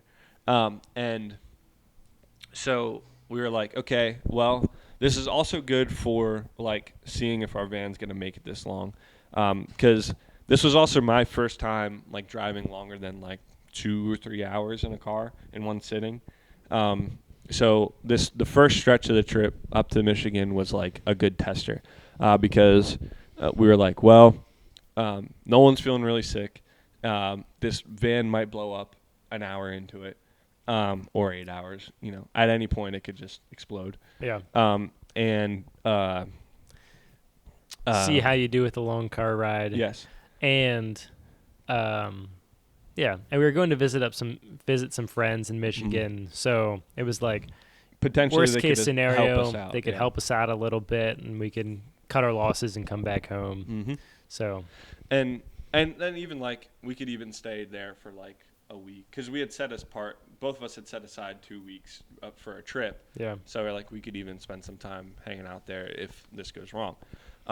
So took our time, let you sleep a little bit longer. We left around noon, and I did the first stretch up to, we pulled out of the driveway and said, "We're off." Like a dirty shirt. Bang! I remember pulling up to your house to pick you up, and you coming out like a Russian grandma, covered in a blanket. Yeah, and I was just chills or something. Yeah, I was like, oh no. I don't know how I knew, but I was I think I felt like I was on the mend. Maybe I was sick the day previous, but I was I think I'll be okay if we leave. But it was good to get a little extra rest. Yeah, so I think you took some NyQuil when we left, or right at the beginning, and then slept for that whole first bit. Right. As I was driving up to Michigan, and I crushed that 8 hours. Yeah. And I was feeling good. I was like, okay, that was great. I enjoyed that. I'm definitely good on the driving aspect of this. And I was feeling better too. I had driven some longer distances, so I was. Yeah. Confident. Yeah, I was confident I could get across the country. And you were feeling better. Yeah. So. All was well, and we were up in Michigan. Yeah. We sent it. We visited that friend. It was cool getting to visit her. Yeah. It was somebody we had met through camp. Stayed the night there. Mm-hmm. Saw her hometown for a little bit. Beat on her front lawn. Yeah. At night. Nobody saw us. Yes. No indecent exposure. No. That was at 3 a.m. when we very decent Very exposure. Decent. Yeah. And I do remember waking up in her front lawn and her family leaving for church because it was Sunday. Yeah. And me looking out the window at them looking in at us. This is really weird. Yeah. But it was funny. Yeah. It was cool. And so we ate. This was during football season. We're both big Eagles fans. And so we ate at Buffalo Wild Wings. We won the Super Bowl. We did this year. Boom. Yeah. It's funny being in different states because we were at Buffalo Wild Wings and there was a lot of Cowboys fans. There was Cowboys fans, Well, which was odd. Yes, Lions. Lions fans as well. Yeah. Yeah. Probably mostly Lions, but we saw a couple Cowboys fans. I was like, this is ridiculous. They're everywhere. Yeah. That is ridiculous. You're not America's team anymore, buddy. Cowboys, you're not America's team. Yeah. I don't want the Eagles to be America's team. Bottom of the NFC East this year? Cowboys? Yeah. Absolutely. Giants, maybe. Yeah, maybe Giants. I mean, they got Russell Wilson. They got Russell Wilson. Moving on. So we were in Michigan. Good point. Yeah. So we left Michigan. We actually went through the Upper Peninsula because we very cool. felt it made more sense. Crossed the long bridge, mile Yes. bridge. Also, Cora, bleep, our friend said that it was a cool view coming into like the upper half. And so we drove it, and it was super foggy, and we couldn't see the view. The only cool funny. part was when we were on the bridge, like you just couldn't see anything, and then big beams coming by. Yeah, very cool. So then drove through the UP. Mm-hmm. And then it's funny when you talk to people from Michigan, they're like, oh, I'm from this part on the Mitten, and I have some friends that live on the UP, and they're like, there's a second hand when you do Michigan. It's up here. Yeah. So we drove through there, through Wisconsin. We're like, oh, no, hopefully we don't hit Green Bay Packers traffic. I remember that. We thought about going and getting a cheesehead. Yes, we did. And we didn't because there was a game. Yes. Then we drove through there all the way right to the Dakotas. Boom. Hit South Dakota. Did we touch North Dakota at all? I don't know. I forget. Doesn't matter. Yeah. We hit South Dakota. We were really into trinkets. Or I was really into trinkets. Yeah. We had decked out the car. I mean, you guys will know from the hoarding episode. Right. We both are Trinket fans. trinket admirers. Yeah. And so we actually, when I left the house, picked up Nolan, realized I forgot all the trinkets that I got specifically to put on the dash of the van. So we drove back to my house. And then we left. Right. To pick up the trinkets, which I think was important. Yeah. So I say that to say, we tried to get a postcard from every state, and then we hung it up around the van, which was awesome. Yeah. Which we did. We did that up until like the last stretch. Right, when we just needed to get home. Yes, and we'll get into that later. Yeah. So we made it to Badlands, South Dakota. Yep. And it's funny because this was the first true Western new terrain that either of us had seen. Yeah. And so we were so excited. We were going crazy. We were so excited. And we stayed there for quite a while. And we spent a day. Yeah. We spent much longer than we should have at the Badlands. Right. We loved the Badlands. We took many pictures. It's funny because at least on my camera, I took as many pictures at Badlands, the first stop, as I did the rest of the trip. Yeah. And we saw way cooler things at the rest of the trip. Yeah. Badlands is cool. Don't get me wrong. Yes. I also had just gotten a iPhone 13 Pro Max. Which is funny. That's like so outdated now. Yes, But it yeah. is. But so it had a really nice camera on it. So I was planning to be the dedicated picture taker on the trip. So I would say not the same as far as picture distribution, but we absolutely were like gobsmacked with Badlands. And looking back on it, it was not like the coolest part. Don't get me wrong, Badlands was awesome, but like we were giving it a little bit. We were making it a little more overrated. And we drove around so much on the trails. Yep. We're like, we must see a bison. Right. We don't know if we'll ever see one again. This might be our only shot. And we did see one. Yes, and we did. Actually, this is the closest we ever got to one, which was really cool. We have a fun picture. Like, it's maybe like 5 feet from the van. Yeah, because it pulled up literally right to the road. So, we didn't go out of our way to get close to it, because you shouldn't do that if you're traveling out west. You should not get and close actually, to them. we stopped, and it got close to us. Yeah. Because you don't want to drive up on one. Right. So we were being responsible. Absolutely. But it got close to us, and it was cool. Yeah. And we weren't offering food or nothing. Nope. Just natural. Just took some pictures, looked at it through their window. Yeah. And then what I think we should have done, and what I actually suggested to my friend who just recently took a trip out west, was seen what we saw, like at the very beginning of our Badlands. There's a cool sunset spot So what we should have done is seen what we saw, go quick see Mount Rushmore, because all that takes is just a quick view. Yeah, just a little look. And then come back, watch the sunset at Badlands, then go Yeah. to Yellowstone. Instead, we were enamored by the terrain at Badlands and did not want to miss sunset, and we stayed there and just ended up skipping Mount Rushmore because we've heard it's not that great. It's pretty far away, and it's okay. I don't regret that. I don't regret it, but it would have been nice to see. Yeah, and just to say that we've been there. Yeah, and looking back on it, it was like, yeah, I would have rather seen that than like drive through like the prairie dog area for like 2 hours. The amount of time that we did. Yeah. So we were absolute noobs at that point, noob travelers. So then we left there at nighttime, at post sunset, and we wanted to drive as quickly as we could then through the night to get to Yellowstone as fast as possible. And we did accomplish this pretty quickly. And it was the first installment of what we like to call the sleep cycle. Sleep cycle. So basically, that would be a good podcast name too. Yeah. Sorry. We were able to get. It's like I talk for like 10 minutes, then I take a 10-minute nap. You talk for 10 minutes, and there's 10 minutes of silence. Exactly. But you could accomplish 8 hours of driving overnight over the course of 12 hours, and both people would get 8 hours of sleep uninterrupted, which was really nice. So one person would go to bed for 8 hours, while one person drives for 4 hours. For the first 4 hours. For the first 4 hours. Then that person who's driving would go to bed and sleep for 8 hours. Both people would be sleep for 8 hours. And then so both people would be sleeping for 4 hours. Right. The 4 hours after the first driver. Right. Both people would be sleeping. And then that person would wake up, set an alarm, wake up at the end of their 8 hours of sleep, 4 hours into the of the 8 hours of the next person's sleep. Yes. And would drive last 4 hours. Yes, while the first driver was doing their second 4 hours of their 8 hours of sleep. Right.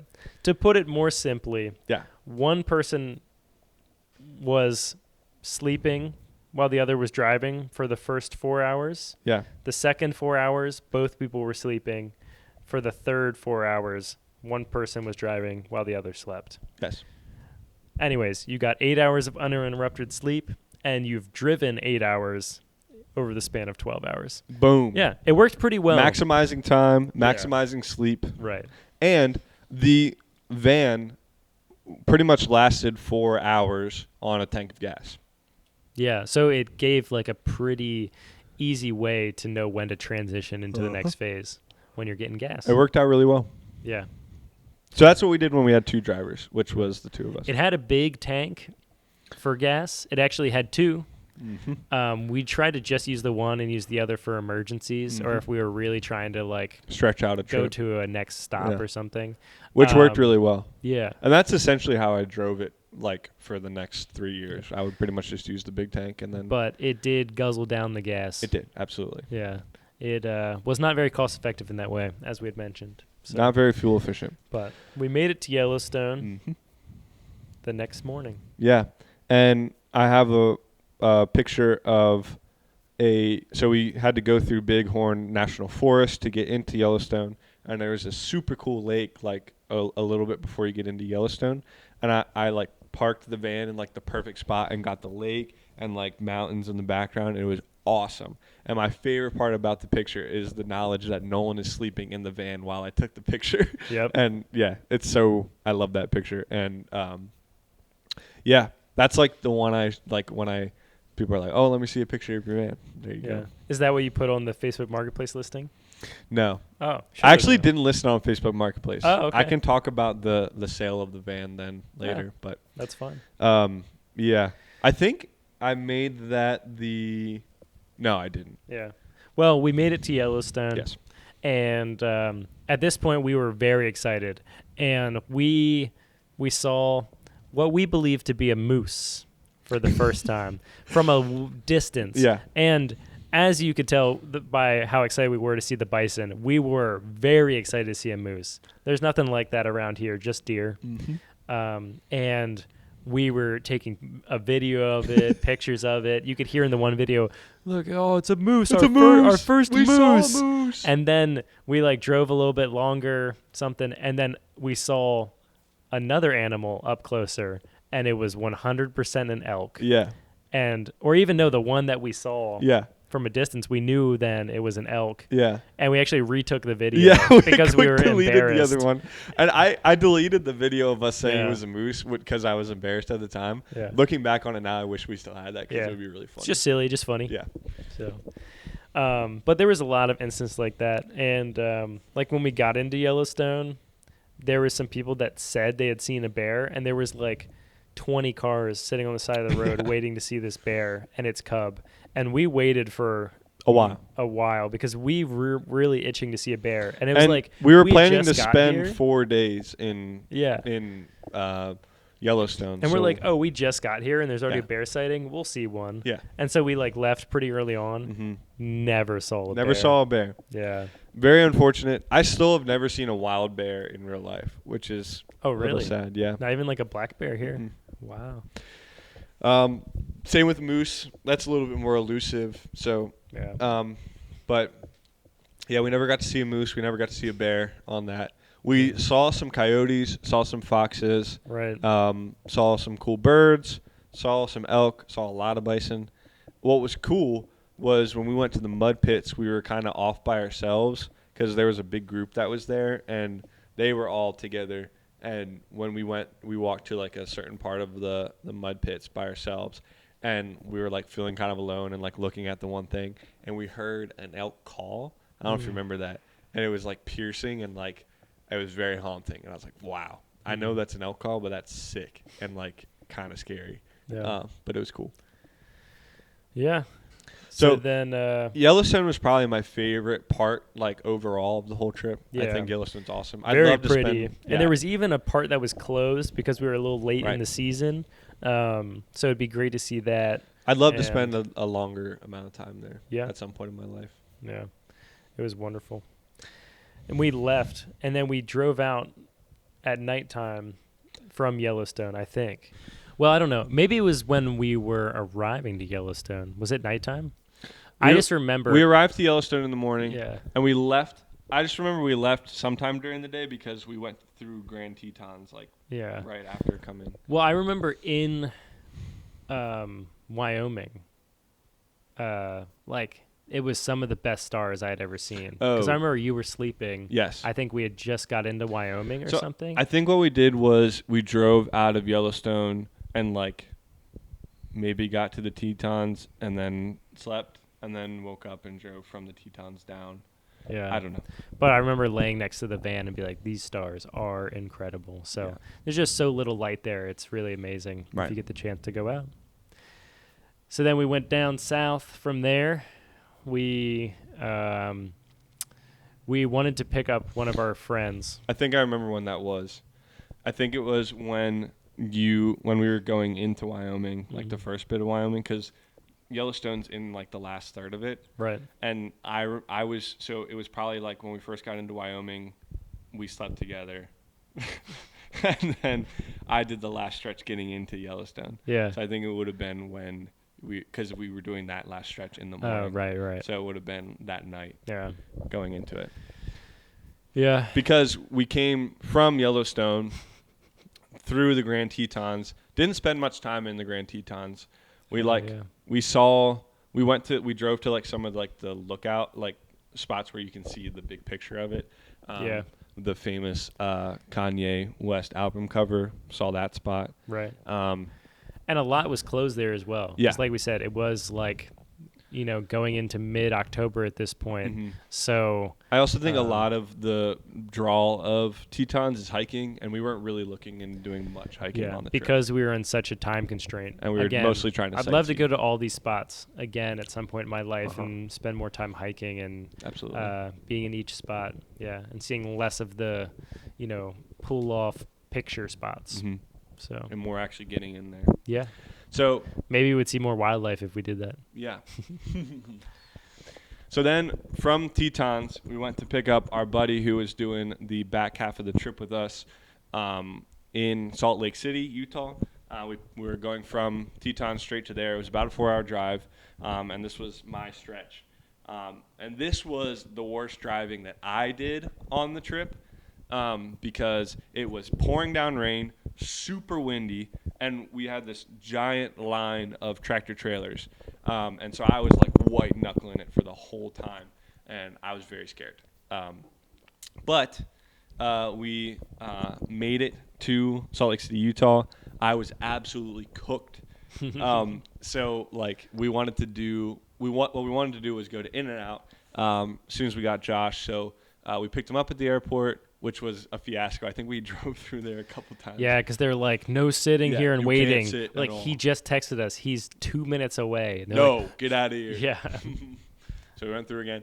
Anywho, then hit the In-N-Out, and then, Yeah. In-N-Out was an experience of a lifetime. Yes. It was a fever dream is the best way that any of us can put it. Yeah. So we got there. This In-N-Out was open till 1 a.m. And it was pretty late. I think it was probably 10, 11 o'clock that we went in there. Yeah. And we get in there, open the doors, and probably it was the only place that was open that late because every high schooler within 100 miles, it seemed like, was there. And they were all dressed in their, like, TikTok type, like, outfits. They looked like e-boys and e-girls. Yeah. It was like dangly earrings Yeah. and like scarves and accessories and like layers and like Yeah. it was like, what is going on? And meanwhile, we pulled three in. dudes walk in with sweatshirts, sweatpants, Yeah. hoodies, Crocs, like the most comfortable like airport Yeah. driving traveling clothes you can ever put on. Because our friend had just gotten off a flight, and we've been driving for like a full day, and like the last shower we had gotten was like 3 days ago. Yeah. And 3 days prior to that. So we pull up looking like absolute hobos and obvious like traveler or like tourist. Yeah. And so there's a scene, if you've ever seen the movie Inception, where they are when they're in the dream, and the people who are in the dream, or the people that are part of the dream, not the people who are into the dream, when they realize that like these people are outsiders, they all like look at them. And so if you watch the movie, like there's scenes where like everybody's staring at the camera and it's super eerie. That's what it felt like in this In-N-Out. It felt like everybody was looking at us, and we were all like, we were in a great mood because like we're all excited. Yeah, and we just got a new friend joining Yes. the trip. Mm-hmm. Yeah. And like it was great for us because we had spent a week in only each other's presence, and it really just revitalized everything. Yeah. And Not that we hated each no, other. absolutely but not. Yeah, But it was nice to like Yeah. like get another like we said, revitalizer juicer into the trip. And it was like the perfect timing because we absolutely were not having like any sort of, I wasn't tired of you at all. Well, especially after the rough driving Right. for you, and we were both tired. Mm-hmm. Yeah. So it was a perfect moment. And then we get in there and we're like excited, but we're so creeped out by the whole situation. Yeah. And like it felt like the whole time everybody was staring at us. Right. So we're like trying to like talk to each other, but we're obviously all nervous, and like we're all like, I know. talking We pretty wait in this nervously. long line. We Yeah. just like get our little burgers, and Yeah. we're like, we've never tried In-N-Out. Yeah. So, and we're like, you know, we wanted the T-shirts and stuff, but we're like, everyone's looking at us. They're gonna be like, Yeah. look at the tourists buying the T-shirts. Yeah. And so, we just got the burgers. Well, Pretty yeah, good. we Pretty ate our good. food. It was good. I definitely enjoyed it. Yeah. I would go back if I'm out west. Absolutely. I wouldn't go out west just for it, though. No. There's people who do that. I'm not one of those people, and I never will be. Yeah. But we, ate all the food, and then immediately, like, got back in line for the T-shirt, and we just felt so weird being like, yeah, we'll have T-shirts. And Yeah. the lady was like, what size? We were like, Right. I think just we even any size, please. Let us get out of here. What do I look like? Just grab me one. Yeah. I don't know. And we were solely just trying to get out of there. And Yeah. we did. We got the shirts, ran out. Didn't Yep. grab no shoes or nothing. And it's a great shirt. I wear it to Yeah. say, I think I wore it yesterday. Yeah. So, yeah. Anywho, but yeah, I remember getting out of there and getting in the car and like all of us looking at each other and be like, "What the heck was that?" Yeah. So I'm like, good. It wasn't just me. I was creeped out, yeah, man. yeah, yeah, No, actually, the whole time we were sitting there, we are like, what is going on? yeah, yeah. It was nuts. Yeah. But yeah, that gave way to, I claim this to this day, the best sleep I've ever gotten in my entire life was after that long day, that crazy driving, the insane in and out experience. I think I had like an AirPod in, and I had learned how to, for this trip, sleep with a sleeping mask on. And so I was fully out. I was laying flat in the back of the van, fully sprawled out, and just gently rocked, lights going past, coming out of the city, and I just, boom, knocked out. This is the best sleep I've got in my entire life. Yeah. And it was like, because we had like a little memory foam mattress on top of like the bed that was in the back of the van, and woo, Yeah. man. And so while Braden slept and had the best sleep of his life, we could actually now initiate the advanced sleep cycle. Yeah. Where it was just continual driving because we had 3 people. Yep. So you could really just rotate it all the time and everyone could get 8 hours of sleep and we never stopped. And also have a buddy the whole time driving. Yeah, which is huge. It's Yeah. very nice to have someone to talk to and just whatever. Mm-hmm. And so we just killed the rest of the driving. Yeah. We went straight down, Schmoovin'. to Bryce Canyon, Mm-hmm. which is just a beautiful red rock area. A lot of cool views. Yeah, Headed over to Zion National Park. right. Hit the Angels Landing hike, which was a lot of fun. Yeah, So that one is really cool. So it's a hike that is pretty narrow and very dangerous. There's usually about a person who dies a year there.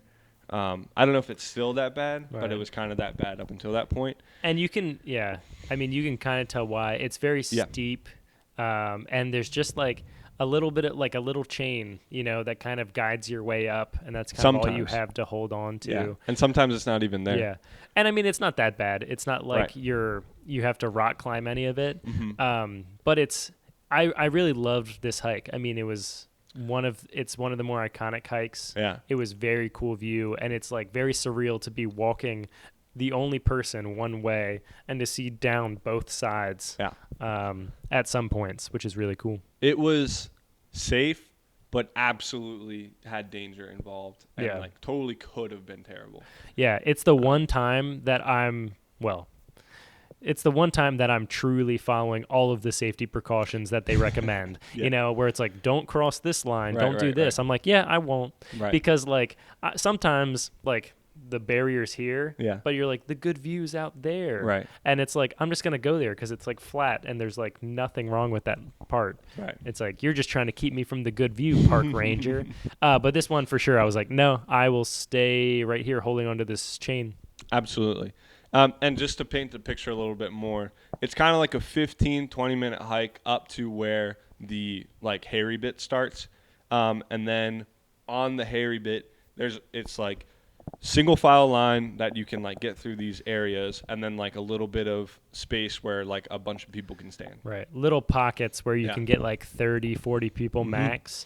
And there's no park rangers on it throughout. We saw one dude Yeah. who was not really while we were there. Yeah. At least. There was one dude who was there, one park ranger, and his sole purpose of being there was to maintain the like ropes and stuff Yeah. and chains. He wasn't even supposed to be like directing traffic or anything.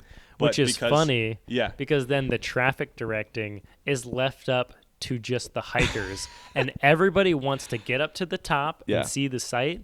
And then once you have spent all the time at the top, you want to get to the bottom Yeah. and be done with the hike. So it's probably, if there was nobody else there, like a 20-30 minute hike. Yeah. But it took us about an hour and a half, 2 hours to get Yeah. up. And And it's funny because you'll be at the little landing spot with your 30, 40 people, and you kind of become like a little family with Yeah. these people because you're like, no, we go, all together. And like it's like that thing when you like run a yellow light, you want to like be the last person in there. It's the same thing here. Yeah. So people are always pushing it, and people are trying to add to your group, and you're like, no, you're not with us because there will Hold not on. be enough spots Yes. at the top at the next landing if you come up too. So it's like a little bit of like a tribal thing. Yeah. And then So there was a couple that we were like with the whole time. Yeah. And we had a running bit with them where like at the very beginning when we were kind of waiting in line to get on the actual spot, we saw some chipmunks, which were like some like cool chipmunks that were like native to the area, and we named the one Dave, the first one Dave that we saw. Then anytime we saw a chipmunk, the rest of the time we're like, oh, Dave's back. Like glad he can make it the whole trip with us. Right, because it was funny because it was clearly a different chipmunk each time, but the running joke was that it was the same chipmunk just following us the whole way up the trail. Yes. Also, side note, Dave is the name that I landed on for the van. For my time owning it. And then the funniest parts were just when we would, it was enough of a gap that you had to yell. But people would yell from landing spot to landing spot, let us come down. And they're like, no, we're coming up. We're coming down. We've been waiting for like 10 minutes. No, we're coming down. It's single file. There's no room to come up. Yeah. And it's like, we're coming up. So like people would be yelling back and forth. And I will say, I was surprised with how well people were like calm and like cordial. It was yelling so that you could hear them. Right. It wasn't super angry. Nobody was ever mad at each other. There was a little bit of that debating, like, no, we are next. Yeah. And it's like, nuh-uh, we've been waiting. Yeah. Like, okay. And so generally people were very cordial. Yeah. Because you gotta do the hike. It's not going to work if everyone tries to go up at the same time. And I think everybody understood the inherent danger with everything. Yeah. And like had a respect for that, which is good. And I'm sure there were times where that wasn't the case, and we were lucky to be like with good people on the mountain. Yeah.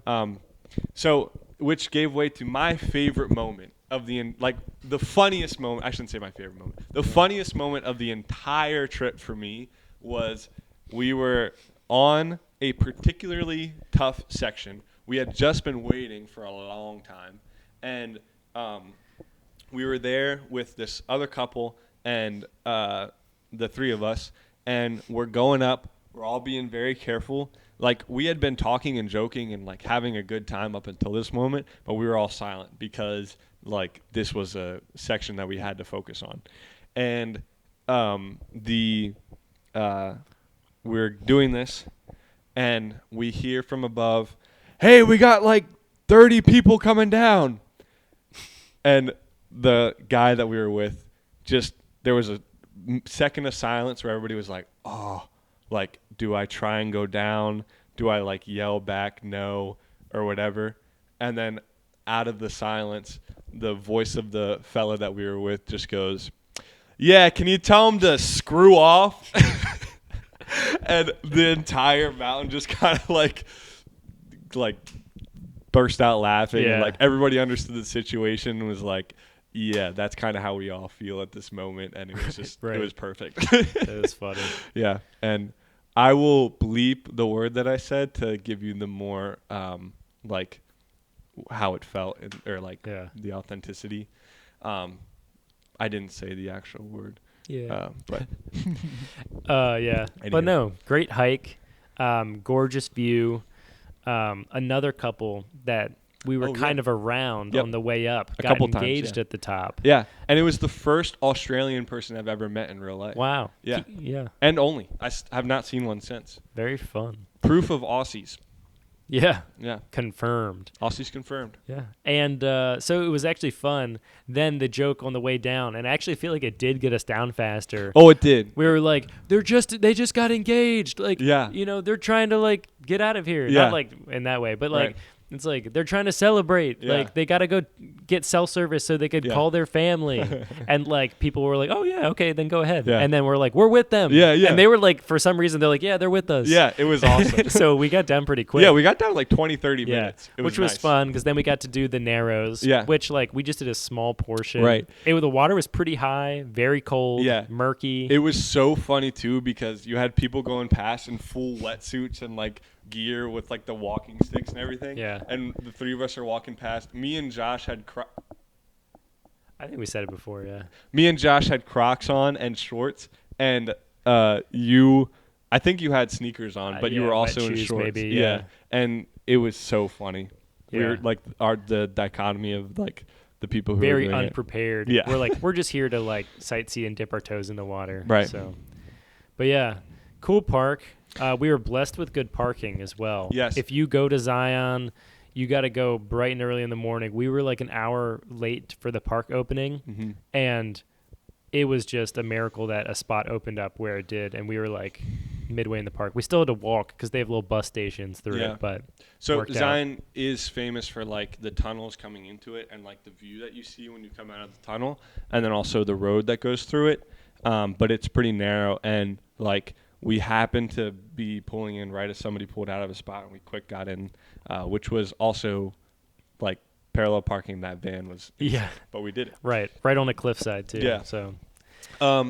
So yeah, usually like if you're not in right away, you have to like park like in the little town outside of Zion, and then like pay for like a thing in, or like do an hour walk in. Mhm. But we were able to get a spot, and it was very lucky. Yeah.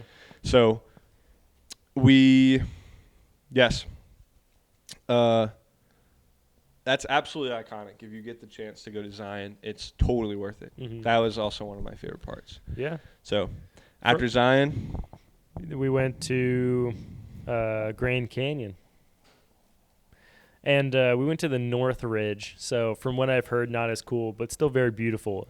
It is very massive. yeah, And dare I say, very grand. I would say And so. that's why they call it the Great Canyon. Yeah.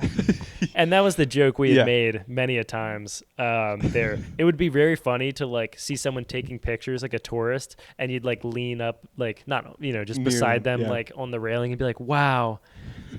And I guess that's why they call it the Great Canyon. And they'd like look at you like, what? What are we talking about? Like, Yeah. do they Very not funny. know? Yeah. It's just funny, like the different greats and grands that they use for different national parks. But Yeah.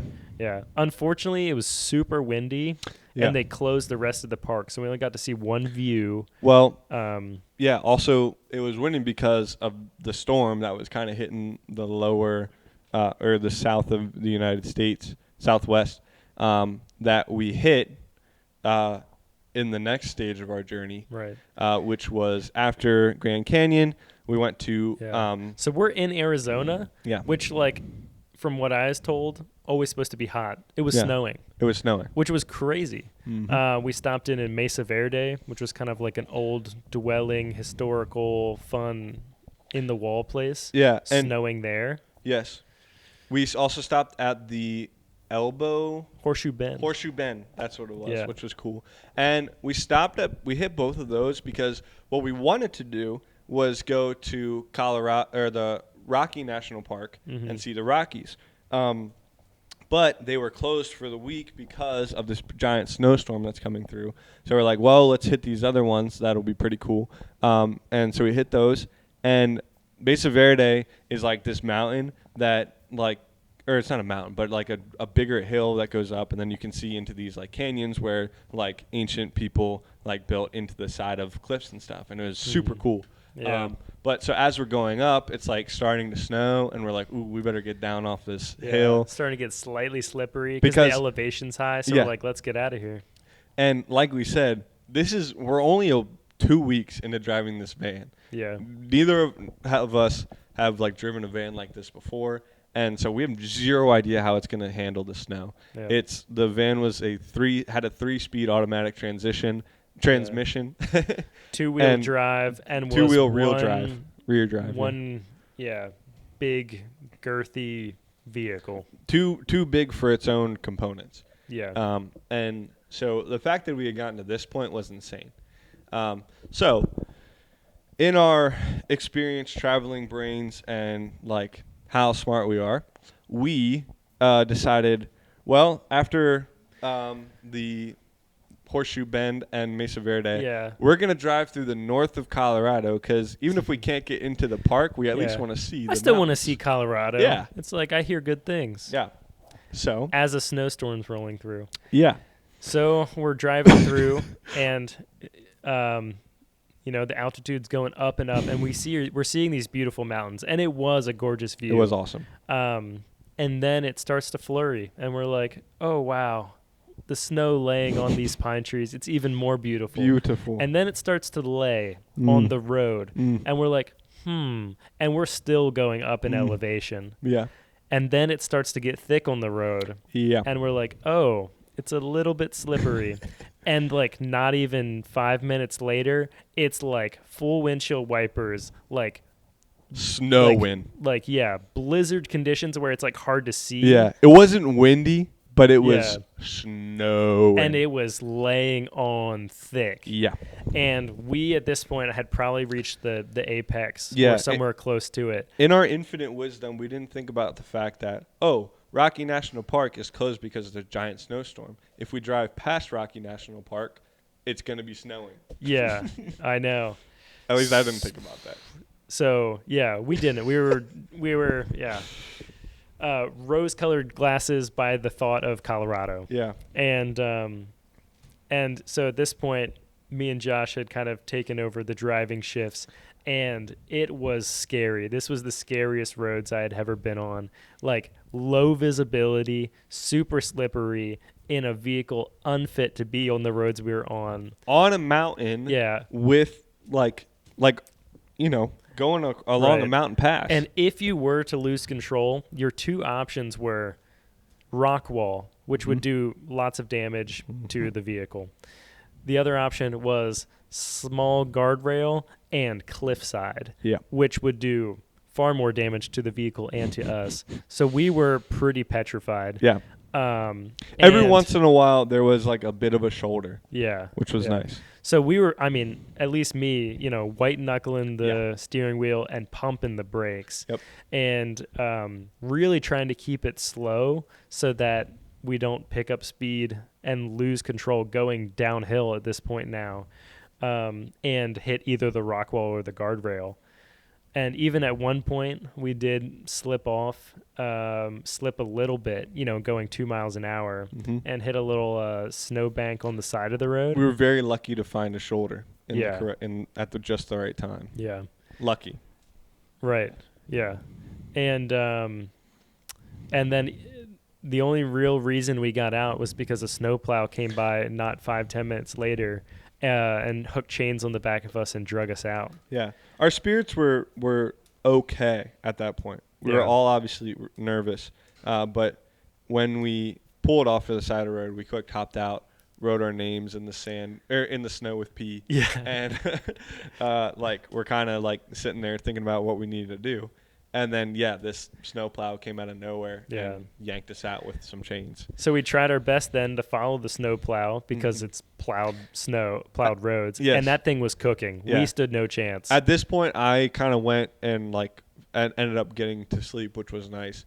And, so let Nolan take it from here. Yeah. So, again, pumping the brakes the whole way down. And it eventually did get better. There was little tunnels along that road as well, so it was nice to stop in a tunnel from time to time and get out of the snow and just kind of catch our breath. And then all of a sudden you get down to a low enough altitude and it's just perfect weather. Yeah. It all just disappears so suddenly. In a matter of 2 minutes, it goes from snow to just normal town roads. Yeah. And so you might be asking yourself, how did you fall asleep, Braden? I think I was up. I had been up for a long time at that point, and then also when I went, I laid down to try because we were pumping the brakes a lot of the time. So I laid down to try and minimize the amount of jerking that I was feeling, and it eventually rocked me to sleep. Yeah. And so it was crazy for me, going, when I fell asleep, super snow, we're in a terrible situation, to waking up and we're, nicely driving on a great road and it's beautiful weather. But then, unfortunately, not long after, probably a couple hours in, Josh was the steering wheel, just shakes, and, the car feels a little funny, so we Brakes are pulled spongy. off. we called a mechanic friend of ours, and he led us through like on FaceTime. We took apart this entire wheel, like the brake calipers, everything. There was way too many parts out sitting on the ground. Like none of us were equipped to do this. No. Obviously he was, and he was helping us, but I don't know how talking us through it, we took all of this apart and then put it back together. I just remember him being like, hey, grab that little thing and try and move it around.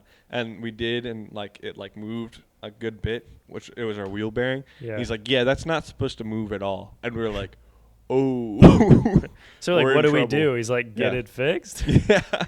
He's like, don't drive on that, because if you don't know anything about cars, wheel bearings, which none of us had at this point, if your wheel bearing breaks, there's a good chance your tire's falling off. So... Which, if you don't know anything about cars, that's not good. Yeah. So we, I had AAA, called AAA, and they sent a tow truck. As we're waiting for this tow truck, they're like, okay, do you need a hotel? Because that's also a service that AAA offers. And we're like, okay. They're like, here are the ones that we say are good. It's still going to cost you to like go to these. But so we were like, okay, that's going to be a lot of money. Like, I have family who like is from the area, and that I wasn't sure. I didn't know them super well. So I was like, okay, I can maybe like try and get a hookup there so that we don't have to go to a hotel. So we're like, I think we're good for now. We're going to try and figure something out. If not, we'll call you back. And they're like, okay, great. And so I was like, let's just shoot an arrow, see where it sticks. And I was like, I had a friend that I met through a school that I did in Costa Rica, and I knew that they used to live in Kansas City, Missouri, which we were decently close to, maybe like half hour ish out. We were in Lawrence, Kansas City. Yeah. And so then I actually called his friend because they were living in Latvia at the time. I was like, it's so late there for them. So I called a friend of his who I also was like, I believe lived in Kansas City, but not as long. He doesn't know anybody that lives there now. But I called him, and he was like, we caught up for a little bit. And then I was like, yeah, we're stuck here. And then this whole time we're sitting in this McDonald's in the middle of this service plaza in Kansas, which was we were just like, it was just perfect. We were like, this is crazy. This is going to be a great story. We're trying to keep in a good attitude. Yeah, exactly. And we pretty much were. Yeah, we definitely were. So I called him and we caught up, and then he's like, well, best of luck to you, and kind of hangs up. And I was like, you're like, no luck? No luck. And you're like, all right, let's look into the hotels. Yeah. He calls me back like 5 minutes later. He's like, I just talked to my wife, and she was like, I think he needs help. And he's like, do you like need like somebody to pick you up? And I was like, if you know anybody, I wouldn't say no. Yeah. And he was like, oh, that mutual friend that we had, he was like, his parents still live there. I know them really well. I could probably call them, and I'll let you know. I was like, that would be great. Yeah. So then he calls us back like 20 minutes later or 10 minutes later and was like, I called him. Here's his number, like my friend's dad's number. He will, he'll send him your location. He'll pick you up. And I was like, oh, sweet. He's like, he said you could stay the night with them. So, good luck to you guys. All right. Love you. See you. I was like, all right. Love you too. So we are sitting now for an hour and a half probably at this random service plaza, and this man walks in kind of looking around. So then we look at him, and it's kind of like being set up on a blind date almost. Like we're like, are you looking for us? And he's like, are you looking for me?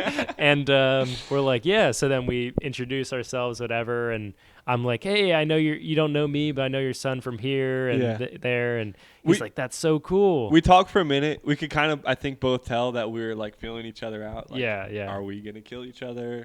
No, we're good. Yeah. I know. Why did you make me drive 40 minutes? Yeah. We kind of shared like our story. Random way. Yeah. I think in the area and for a little bit, and then we got moving, and then we. But him and his wife, empty nesters now, were super hospitable. They loved hearing the stories that I had shared with their son when we were in Costa Rica, and we got to stay like in his childhood home, and I got to just hear more about him and just see where he came from. And it was blessing to be there, and they gave us breakfast. Yeah, we each had our own room and like a place to sleep. Which was insane. Yeah, they had 3 sons, so they had these 3 rooms that were already like made out with like beds, and like I slept in the one son's room, and it was like graffiti all over the walls because like I guess he was into that kind of stuff for a little while. It was super sick, and like they really enjoyed listening to like our stories of the trip as well because like they were travelers and like. Shout out to them. Yeah. I don't even remember their names. Right. It was I don't either. I mean, I know their last name, but yeah. It was insane. It was like fully like divine intervention. Probably just like a blessing for them. Like, yes, 3 young guys. It's like we're not empty nesters anymore. Right, and us were like, we were in a time of need and they met our need. Yeah, it was perfect all around, I think. And then they the mom even drove us, the next morning to. They gave us breakfast and like $100 or something. They were like, "Hey, I remember them handing us like a little bit of cash. They're like, you need this more than we do. Right. Here's some money to like help you get back on the road." Right. They were phenomenal. They were very cool. Yeah, it didn't cover the costs for you, but it was. It absolutely helped, and it was such a kind gesture. Yeah. Like we'll be forever indebted to them. It was super cool. Yeah.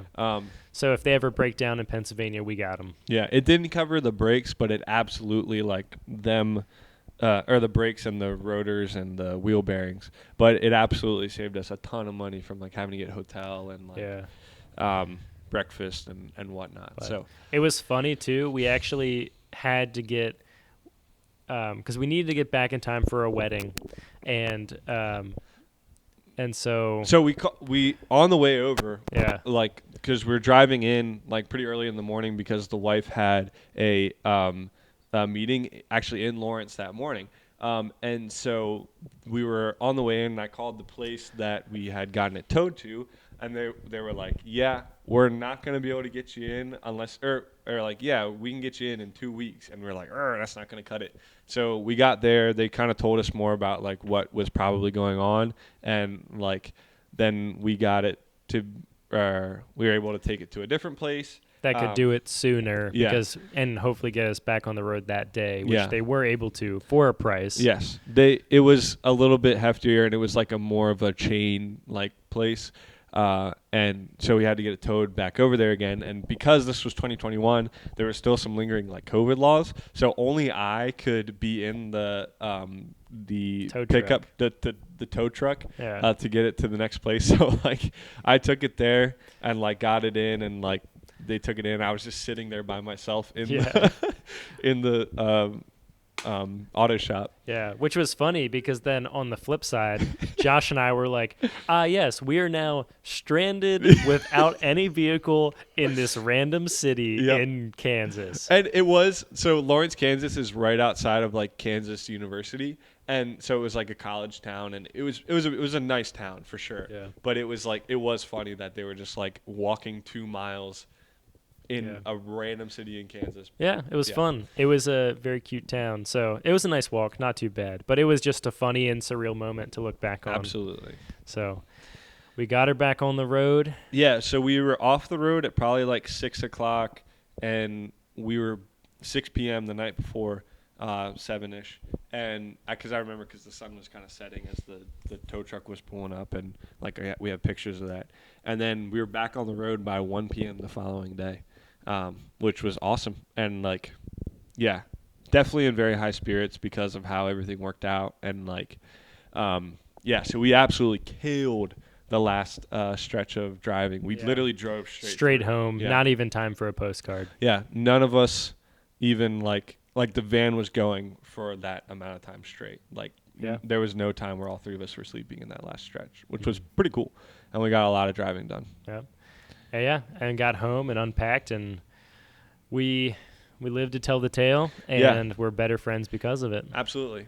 So one of the reasons why the reason why I had to get back on time was because a friend of mine had asked me to MC his wedding, or for the reception for his wedding. and like run music over like just off my phone. It was a pretty chill reception. And I don't think I was actually announcing anything. I think I was just doing the music for the dancing, which was fun. I did it that one time and was like, I'm never going to do this again because it was fun, but it was also like super stressful.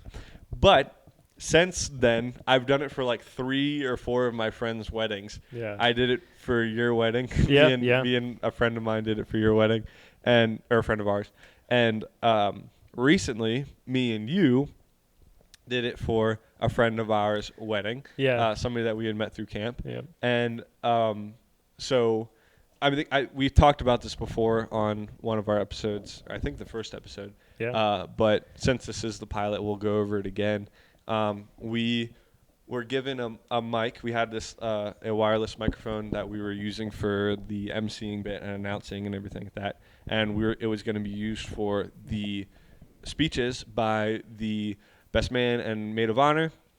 So the videographer for the wedding put like a portable like recording device on the mic, and she was like, "This is just going to be recording the whole time."